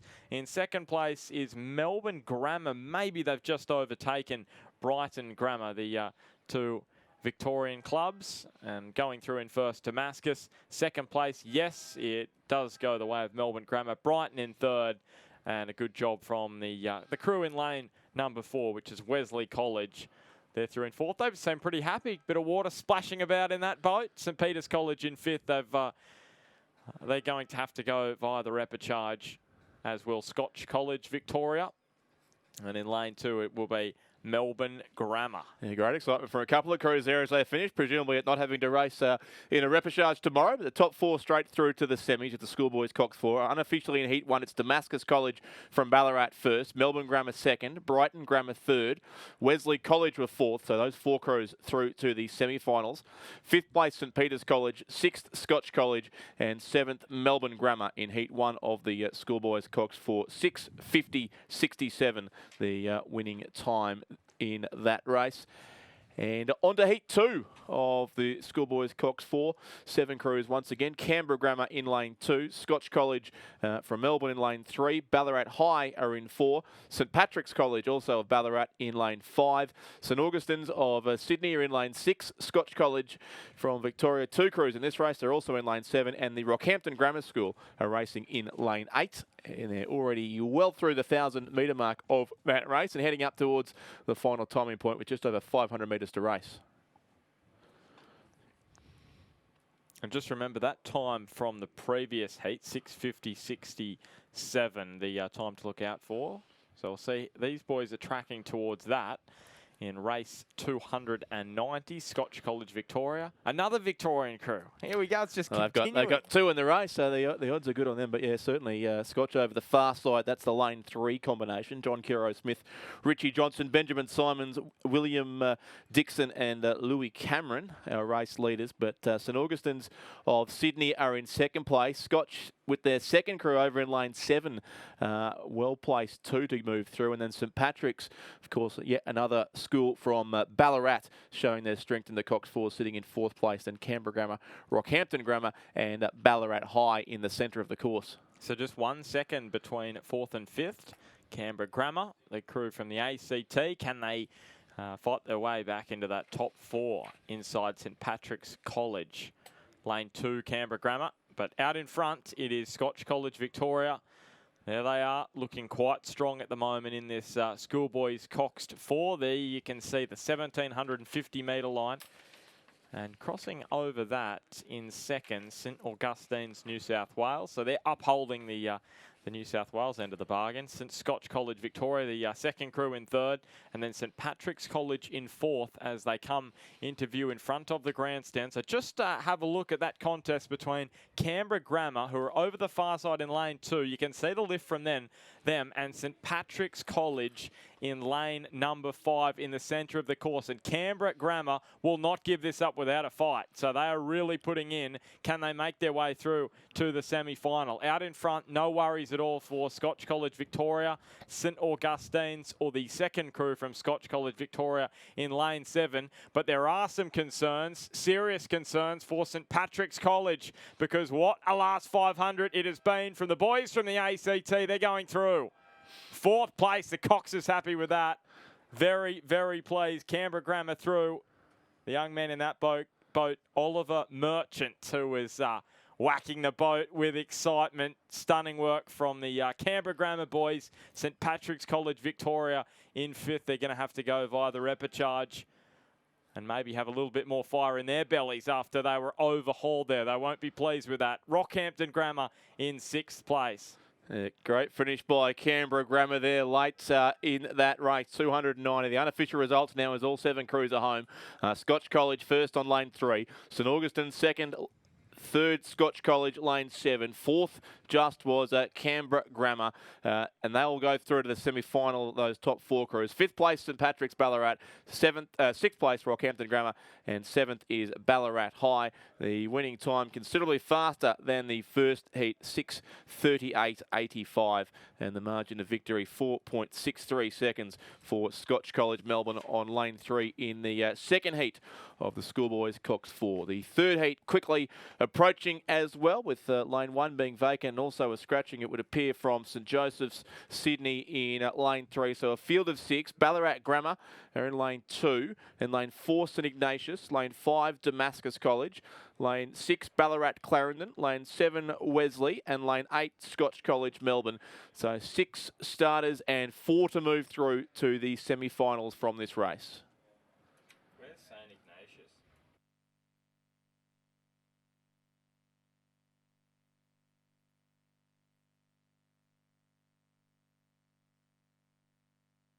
And there's the crew out in front, Scotch College Victoria, 4:54.97, and a decent margin back to second place. St Ignatius, who are almost 8 seconds in arrears. Ballarat Grammar 3rd. Ballarat Clarendon in 4th, and in 5th place, we are waiting for the 5th place crew to come through, and that is Damascus, who are about 9 seconds further back. So the top 4 looks to be all sealed up now. And Scotch College, who had 2 qualifiers in the previous race, again strong in this race. They were the winners of the Melbourne Head of the River just over about a week and a half or so ago. No, less than that. Last weekend, wasn't it, on the waters of Lake Ngambia? I'm not sure if the boys in that crew are in the same 4. They've got at least 3 4s in the race, but obviously a strong rowing program there at Scotch College in Melbourne, and we're seeing them very dominant here in these Cox 4 events. The Wesley crew also, I understand this is Wesley College from Perth. It was Wesley Melbourne we saw a couple of races ago, but this is Wesley College from Perth in lane 7 of this race. In that boat at the front from Scotch College Victoria, Max Lemprairie, Jack Cameron, Max Bloom, Leo Price, and another Leo. He's Leo Miller. He's the Cox, coached by James Murray. And they've got 100 metres to travel now. The boys from Scotch College Victoria, another Scotch College crew going through to the semi-finals. They won the last race, and they're going to win this one as well, and do so in a canter. You can see St Ignatius, they're in second place at the moment. Third will go the way of Ballarat Grammar, as we see Scotch College Victoria cross the line in first. Second to St Ignatius. Third place to Ballarat Grammar. And then powering through is Ballarat Clarendon in 4th. So that one pretty comfortable for all of the top 4, and a very competitive time, 6:38.39, quicker than the last heat. The quickest heat of them all, I think, Richard, you'll find. Yeah, marginally faster, I think, than Heat 2, and certainly a lot faster than Heat 1. But times don't always mean much in rowing, as we well know. But unofficially in Heat 3 there, first Scotch College Melbourne, second St Ignatius, third Ballarat Grammar, 4th place Ballarat Clarendon College. So those 4 crews through to the semi-finals. 5th Damascus College from Ballarat, and 6th, soon to complete the course, the crew from Wesley College Perth on lane 7. And they and Damascus will race again in the repechage of the Schoolboys Cox 4. 6:38.39 is the corrected time in that race, and it was a significant win to Scotch College of Melbourne. 5.51 seconds was their margin back to second place. And they're away in 2:92 right from the start. We can join this race. The first heat of 4, it seems. A big field in the Schoolgirls Cox Quad Scull. Lane 2 is the Wrighton Girls crew from Melbourne. Lane 3, MLC from Kew, also in Melbourne. Lane 4, Strathcona from Melbourne as well. And lane 5, Wrighton Girls from Melbourne. Lane 6, one for you, Ben, is Newcastle Grammar. Lane 7, MLC from Kew with 2 crews in the race. And lane 8, the Cardinia International College from Geelong. It's not often, Richard, we get crews from Newcastle, so I've got to get behind them when they're out there. Newcastle Grammar, the girls out there, as we're saying, they were probably the hardest hit of all of the CDRA clubs during that storm at Taree, so they're out there doing really well. But out in front, it is MLC Q. We did get those times through. They've disappeared, so we'll get those to you shortly. In this particular race, maybe a problem with the timing, but we'll find out. And it is MLCQ who are ahead in. Actually, I think that might be Wrighton Girls. It is Wrighton Girls lead that race in lane 5. So that was the issue. And in second place, it is Wrighton Girls as well. So the lane 5 crew and the lane 2 crew, and then you can see MLCQ. They're in fact in third place at the moment. So in this particular event. Little change. It's the top 3 through to the semis and then the rest to the repechage. So that makes it less than half the field going through to the semis. So 4 will miss out, go to the repechage. So here is the 500 metre. 1:45.45 for Wrighton Girls. First and second. MLCQ in third. And Cardinia International College fourth. And MLCQ, the lane 7 crew. They are in 5th place, but just half a second away from our spot. I should say they're a long way away from a spot in the top 3. Just had to correct myself because it is only the top 3. That's the thing you've got. Doesn't sort of make sense in your head when you're thinking about it, but that's the way the maths works with the 4 heats with the repechage. It's the top 3 going through. That's how it all works its way out. In a big field of entries in the Schoolgirls Cox Quad Scull. 4 heats required, so and the same in the boys Cox Quad to follow. So therefore, only 3 from each can move through to the semis. The remainder will race in some repechages and then try their luck in the semis on Saturday as well. But Wrighton Girls sitting first and second ahead of MLCQ. So MLC, the school in the suburb of Kew, in the eastern suburbs of Melbourne. Wrighton actually is also in the suburb of Kew in the eastern suburbs of Melbourne. So 4 of the top 5 from the same suburb, not only from the same city this time around, but Wrighton first and second.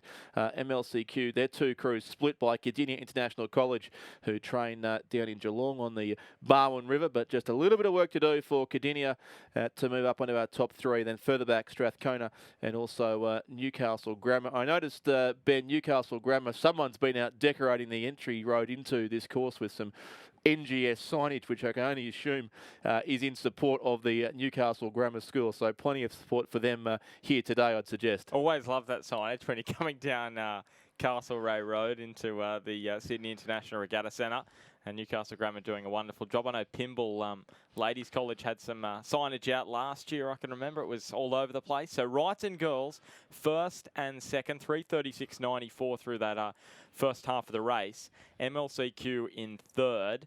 And then it was Cardinia International College who were there at the 500. They remain there at the 1K, and then MLCQ in 5th. So you're saying, Richard, 4 of these top 5 crews, we might have some neighbours in the boats. The fact that we've got 16 rowers, and then we've got the 4 coxes as well. The chances are high. Q, it's not that big a suburb, so there's every chance. But yes, a lot of schools located in that part of Melbourne. A lot of the big rowing schools from that well-populated sort of inner eastern suburbs of Melbourne. And Wrighton certainly doing a very good job here, holding off the 2 crews from MLCQ. And it's a pretty tight battle between these 2 Wrighton crews as well. There are a few lanes apart across the course, but I'm sure they're well aware of each other's position and their relative presence in the race. It'll be interesting to see here because they're both almost certain to go through, but are they determined to beat the other crew from their school, or will they probably take maybe the smarter route and conserve some energy for the races to come? It's tough when you're out there racing, isn't it? It's really tough just to lay off and let your schoolmates knock you over. So we'll see if that does happen. That crew out in front, Alora Kennedy, Katia de Bortol, Di Bortoli, Eliza Lamb, India Curtin, and Kylie Delanoy is the Cox, coached by Matt Wilson. So both of these Wrighton girls crews coached by Matt Wilson. The crew in lane 2 also coached by Chelsea Frawley. And look at him, streaking the field at the moment. It's only the 2 Victorian boats who you can see on camera at the moment. Just over 5 minutes 20 into this one as we move towards the 1500 metre mark. We'll get those times through now. 5:29.81 is the time on the clock. 2:54. The second crew, the crew in lane 2, is behind the crew in lane 5. MLCQ in 3rd place in lane 3, 6:87 further back. But it's the top 3 that go through, and they've got a 7.5 second gap to Cardinia International College, who are in 4th. So enough of a lead, really, for the top 3 just to lighten the load a little and work their way into the semi-final with a minimum of fuss. MLCQ in 5th as well, Strathcona 6th, and Newcastle Grammar in 7th place. Those remaining 4 crews will have to go through to the repechage, which takes place tomorrow. Repechage is tomorrow. Semi-finals, of course, on Saturday, and the final of all the school events will take place during the first half of Sunday morning's program prior to the interstate regatta, which, of course, we're all looking forward to as we get ever closer to that, concluding with the Queen's Cup for Women's 8 and then the centenary edition of the King's Cup for Interstate Men's 8, which is always a great way to conclude the regatta. But in the meantime, this race is close to its conclusion. It's been Wrighton for quite some time. We know they're both going to go through along, almost certainly with MLC from Q there over on the far side of the course lane, the lane 3 combination. So they look to be our 3 qualifiers. The Wrighton crews don't seem too interested in racing each other. It's still lane 5 from lane 2. I think their coaches will be happy with that they're not desperately racing each other to the line just for the sake of a centre lane come semi-final day. Although, as I say, that lane 5 does pick up a little bit and make absolutely sure of their win. Yes, they will go through in first place in this heat through to the semi-final. So Wrighton 1 and 2. They must be doing something right there, as we see 3rd place go the way of MLCQ in 3rd place. So there you go, 1, 2 and 3 all through. A strong finish here in lane 8, really strong finish from Cardinia International College, and you would expect, based on that performance, that they should get through to the semis via the repechage. Nice strong finish from them. MLCQ in 5th place, and then rounding out the field will be Strathcona and Newcastle Grammar School. Wrighton girls, by the way, were the winners of the Head of the Schoolgirls Quad Scull Championship in Victoria a couple of weeks ago. I'm not sure that's exactly the same crew, but an unexpectedly strong performance from them. 1st and 2nd in Heat 1 of the Schoolgirls Cox Quad. Wrighton lane 5 from Wrighton lane 2. MLC lane 3 finished in 3rd place. Cardinia International College in 4th. MLC lane 7 will finish 5th. Strathcona in 6th place, and Newcastle Grammar in 7th. So the top 3 through to the semi-finals directly. Winning time for Wrighton 7:22.34, and the margin over the crew from the same school 2.97 seconds in race 2:92. The first heat of the Schoolgirls Cox Quad, as we move straight on to the second heat. And Kinross Walleroy there in lane 2. Lanes 3 and 4, both crews from the Strathcona School in Melbourne. Lane 5 again is Kinross Walleroy. Lane 6, Shelford Girls Grammar School. Lane 7 is Stewart Home from Brisbane. And lane 8, St Hilda's from the Gold Coast. So Stewart Home 3:35.34 through the first 1,000 metres, and they're well in front by about a boat length. The Stewart Home boat, Sophia Tully, Lucy Hope, Emma Tucker, Ella McKenzie and Isabel Maley. The Cox coached by Emma McCarthy. Emma McCarthy coached the Stewart Home Open first 8 to the Head of the River win the winter season. Of course, the girls run winter up in Queensland where they do things back to front occasionally, and Stewart Home winning the Head of the River last year for the first time in 20 years since 1998. Emma McCarthy's mother, Lynn McCarthy, is in charge of medal presentations at this regatta too. So a very hard-working rowing family, the McCarthys. And she'll probably have the afternoon off with a no medal presentation. They get this no afternoon. time off in the medal presentations, they assure me. They'll be getting ready for tomorrow morning. And Always something to do. the finals which await us, which we're looking forward to. We're also looking forward to the conclusion of this one. Stuart home ahead from Kinross Walleroy in second, St Hilda's Queensland in third. And the all-important third and fourth battle seems to be over to an extent. 7 seconds, the gap back to Strathcona in fourth. And fifth place, even further back, Kinross Walleroy, almost 8.5 seconds in arrears. So Stuart home, Kinross Walleroy, St Hilda's Queensland look cemented in those top three positions. Strathcona have the work to do in lane 4 if they are to overhaul them, because I think Kinross Walleroy being about 15 seconds outside the top three. Yeah, that looks to be a bridge too far at the moment. But just sit back and enjoy this row from Stuart home. Very strong. As Richard said, they're in a great position at the moment with that 20-year drought ended and looking very strong with 250 metres to travel. Kinross Walleroy solidly in second, and third place St Hilda's Queensland. And St Hilda's, of course, the year before in 2017 won their first ever BSRA header ever in Queensland. So an even longer drought for them. They won it for the first time ever in 2017. And then after 20 years, Stuart home took it home in 2018. Not sure how many of those girls are the same from those two crews, but certainly programs in good form at this stage. In between them, that distinctive blue boat, of course, of Kinross Walleroy, always strong in these events as well. And they look to be comfortably in second, ahead of St Hilda's, behind our race leaders from Stuart home. The top three have pretty much sorted themselves out now. Yep, no doubt. 50 metres now. So the Queensland clubs will finish 1 and 3. Stuart home first, St Hilda's Queensland third, and Kinross Walleroy in the middle. The crew from New South Wales with the New South Wales coloured boat as well, I must add. So top three easily through. And fourth place down, we'll have to go through the repechage if they had to make the semi-finals. Yeah, Strathcona, lane 3 will finish in fourth. They've got two crews in the race, as do Kinross Walleroy to come home in fifth place. The next crew from Strathcona will finish sixth, and then it will be Shelford. So as we wait for those last few to cross the line, the unofficial results in race 293, the second heat of the schoolgirls Cox Quad Scull. First place, Stuart home. Second, Kinross Walleroy in lane 5. Third, St Hilda's. Fourth, Strathcona, lane 3.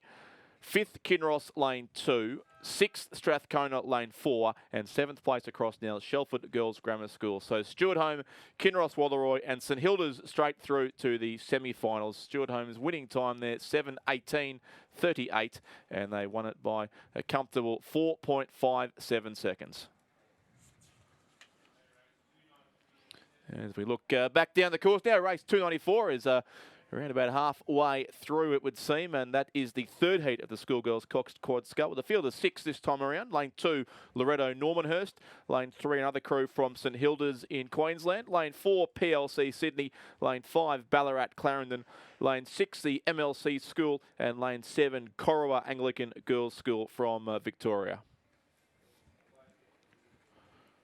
And with this one, with less than 1,000 metres to travel, Richard, I thought it would be a good time to mention Bruce Coe's book, Pulling Through, the Story of the King's Cup.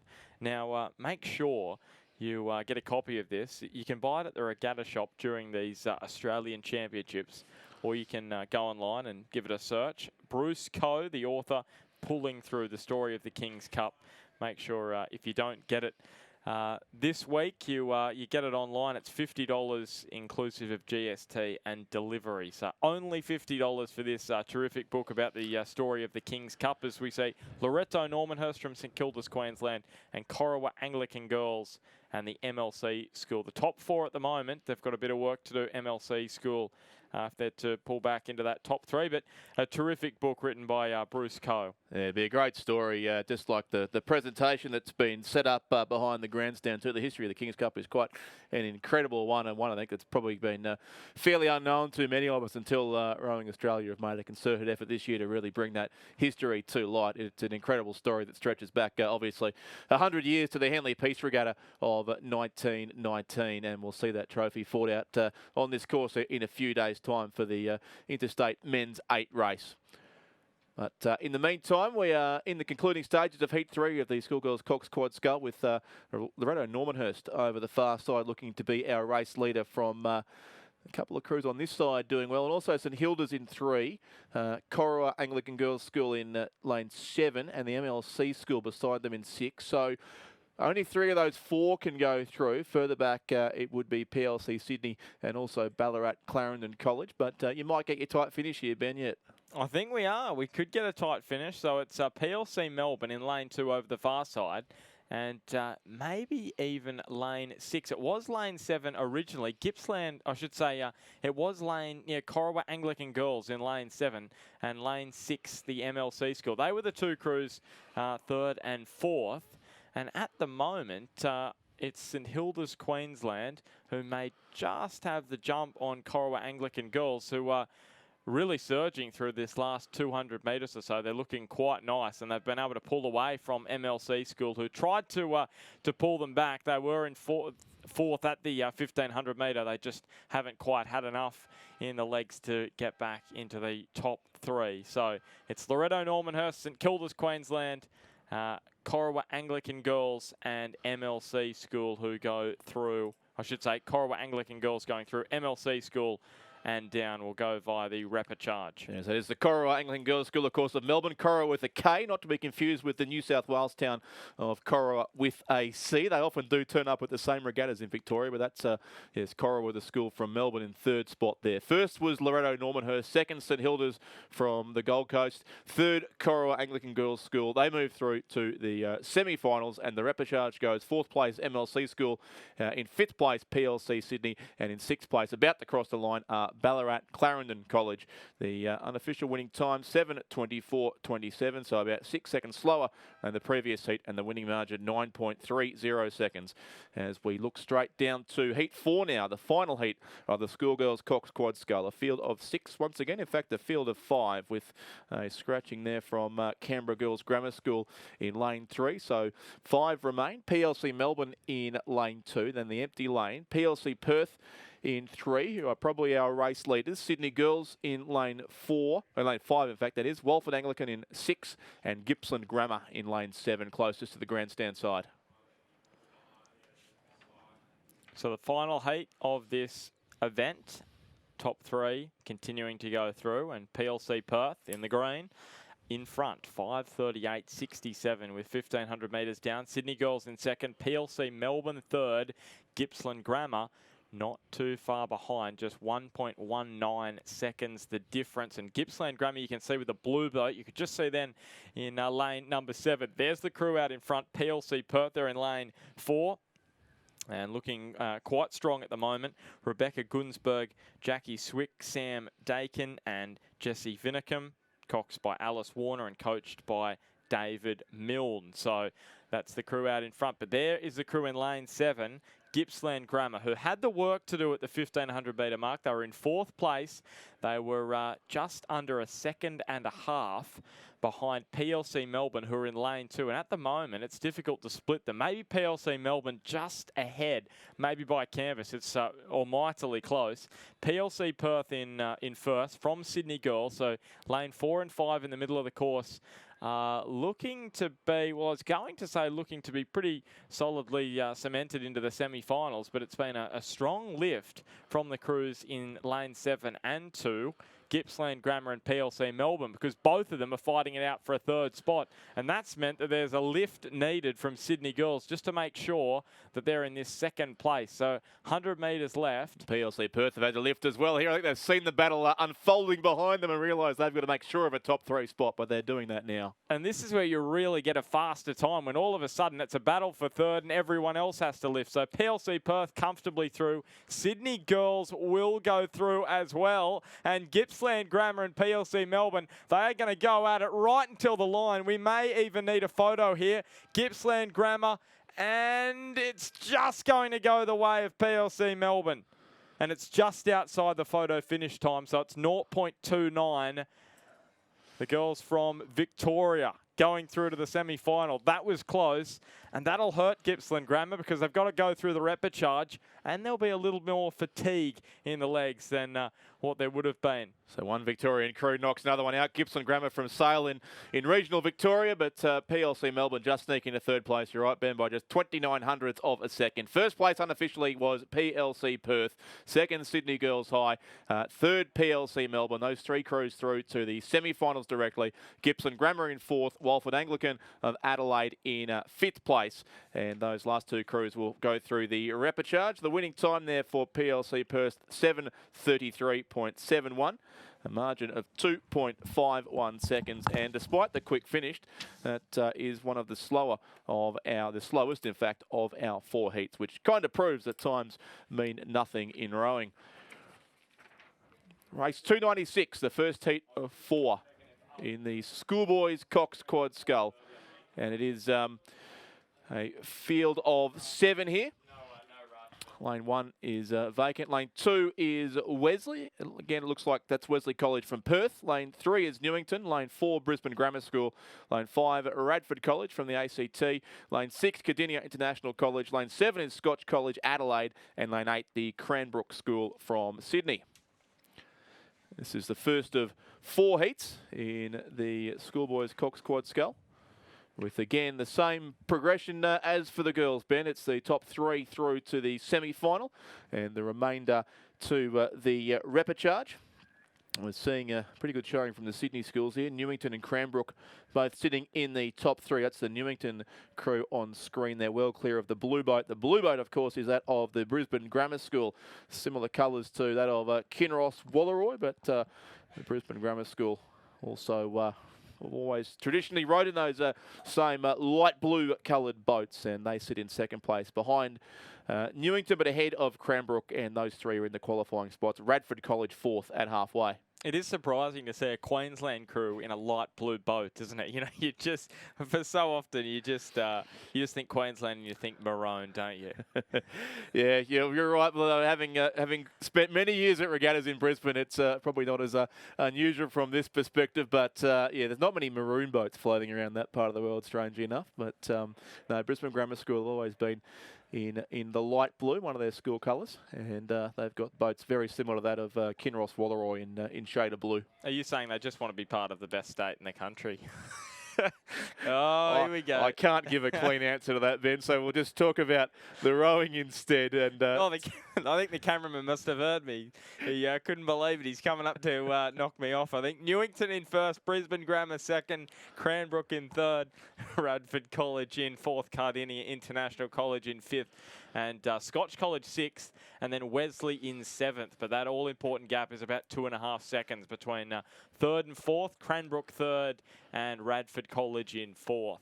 Yes, Radford College of the ACT, about 2.5 seconds away from a qualifying spot there in lane 5. Cranbrook are the crew closest to the grandstand side, and they are still there, certainly in third place. But the interest in the race with Radford, who are a few lanes across from them, and then further back we have Cardinia International College in 6, Scotch Adelaide in lane 7 as well. Those two probably out of contention as we watch them now go through the 1500 metre mark. It's going to be tight for third, which is where the interest lies as far as qualifying is concerned. Very tight between Cranbrook and Radford College, but Newington comfortably clear, about 4.5 seconds on Brisbane Grammar School, and a similar margin back to Cranbrook just from Radford College. So the interest at the moment between lanes 5 and 8. Yeah, 0.78 seconds between Cranbrook and Radford College. Newington, how good was the rating early on from the Newington boys? It was really strong, and you can see them surging here. Brisbane Grammar, even though they've got a 4.5 second gap back to second place, they are not letting up one bit. Brisbane Grammar looking nice in second place. Cranbrook in third, but there's the gap you can see. It's about 4.5 seconds from first to second and from second to third. But that all-important third spot is right up for grabs because Cranbrook, who are right against the grandstand, they're in lane 8. You've got a good view of them here on this near side of the course. They were sitting in third place at the 1500 metre mark. They're being challenged by Radford College, who are in the centre of the course in this Schoolboys Cox Quad Scull. So Newington really setting down a marker in this particular event. Brisbane Grammar in second, but it could be Cranbrook, who are just holding on as it stands currently. The contest is between themselves and Cranbrook. Newington in first, Brisbane Grammar in second, and here is the contest between Cranbrook and the crew on this near side of the course, which is Radford College, and it will be just going through in lane 5. Radford College, Cranbrook finish in fourth, just over a second outside a spot in the semi-finals.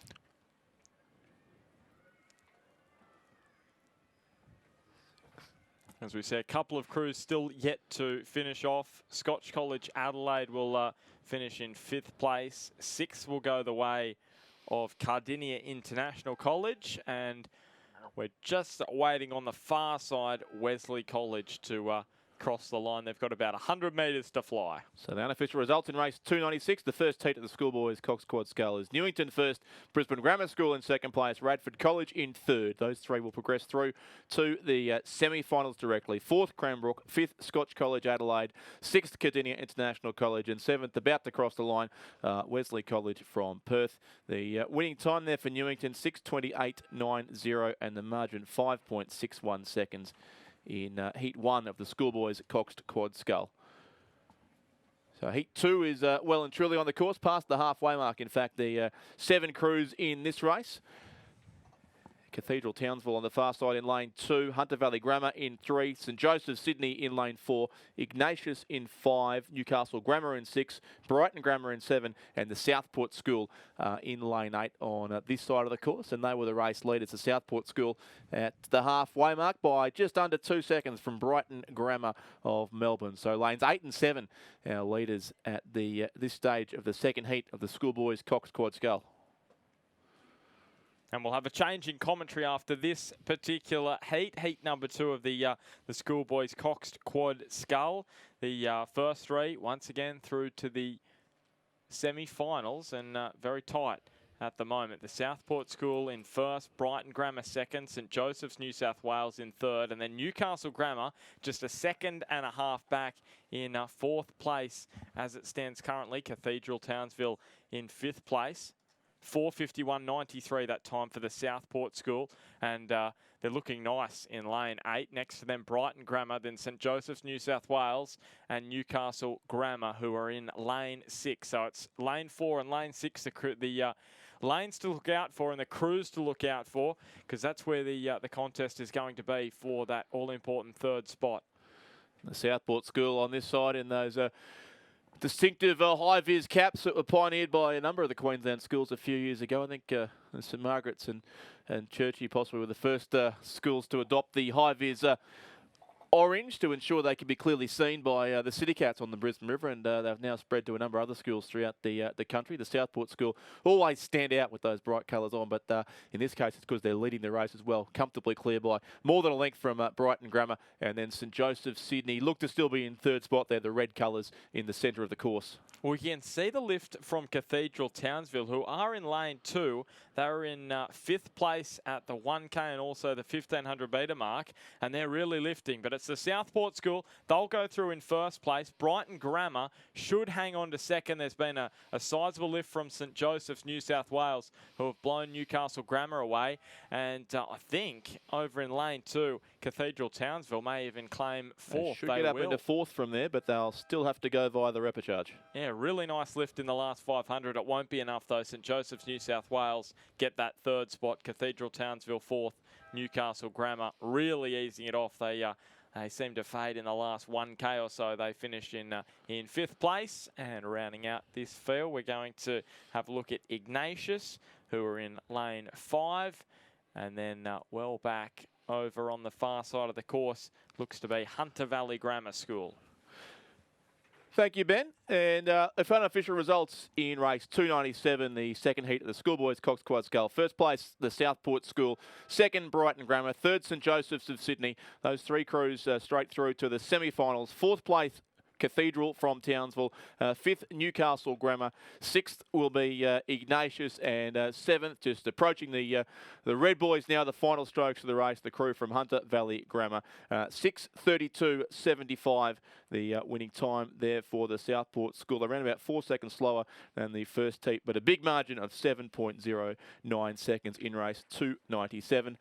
And we go straight on to race 298, the third heat of the Schoolboys Coxed Quad Scull. Newington in fact, Newington, the race leaders there in lane 8. I'll quickly give you the field first of all. Sydney Secondary College in 2, Launceston Church Grammar School in 3, Newington in 4, Kinross Walleroy in 5, Brisbane Boys College in 6, Melbourne High in 7, and Newington in lane 8 with 2 crews in the race. The lane 8 combination currently in front as they come through the 1,000-metre mark. The other splits up on screen from the Launceston Church Grammar School and also Kinross Walleroy. Is Owen coming too? I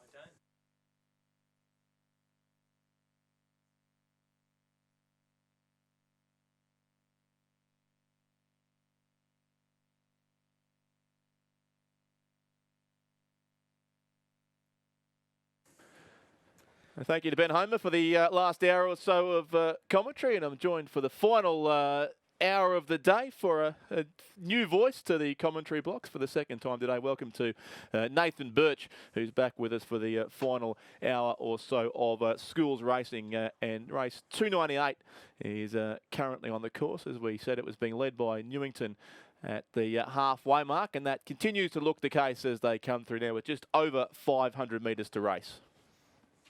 Newington with their nose just in front still. Looking close, with Launceston just behind and Kinross Walleroy a boat length behind them. They'll be starting to wind up now. The pressure will be on. They'll be building towards the finish as they come through the 500 metre to almost 250 to go mark. But it's looking quite close. These unseeded heats always make it more interesting from here, Nathan, when it's not always the fast crews in the centre lane. A bit more difficult to line them up when you've got 3 crews in 3 different parts of the course battling for the lead. But certainly the Newington crew on this side seems to have led pretty much from the jump. Kinross Walleroy there in the centre of the course. And then the Launceston Church Grammar School is the crew out well clear. I think that's the crew on screen now with the vertical stripes on, who are challenging certainly for a top 3 spot. They look to be the 3 who'll go through, although Melbourne High chasing pretty hard in lane 7 as well. Yeah, there's a push there from Melbourne. They've just upped the rate slightly, seeing if they can steal this 3rd place from Kinross. Newington look to be levering into it, but there's a push again from Launceston. It's going to be a close finish.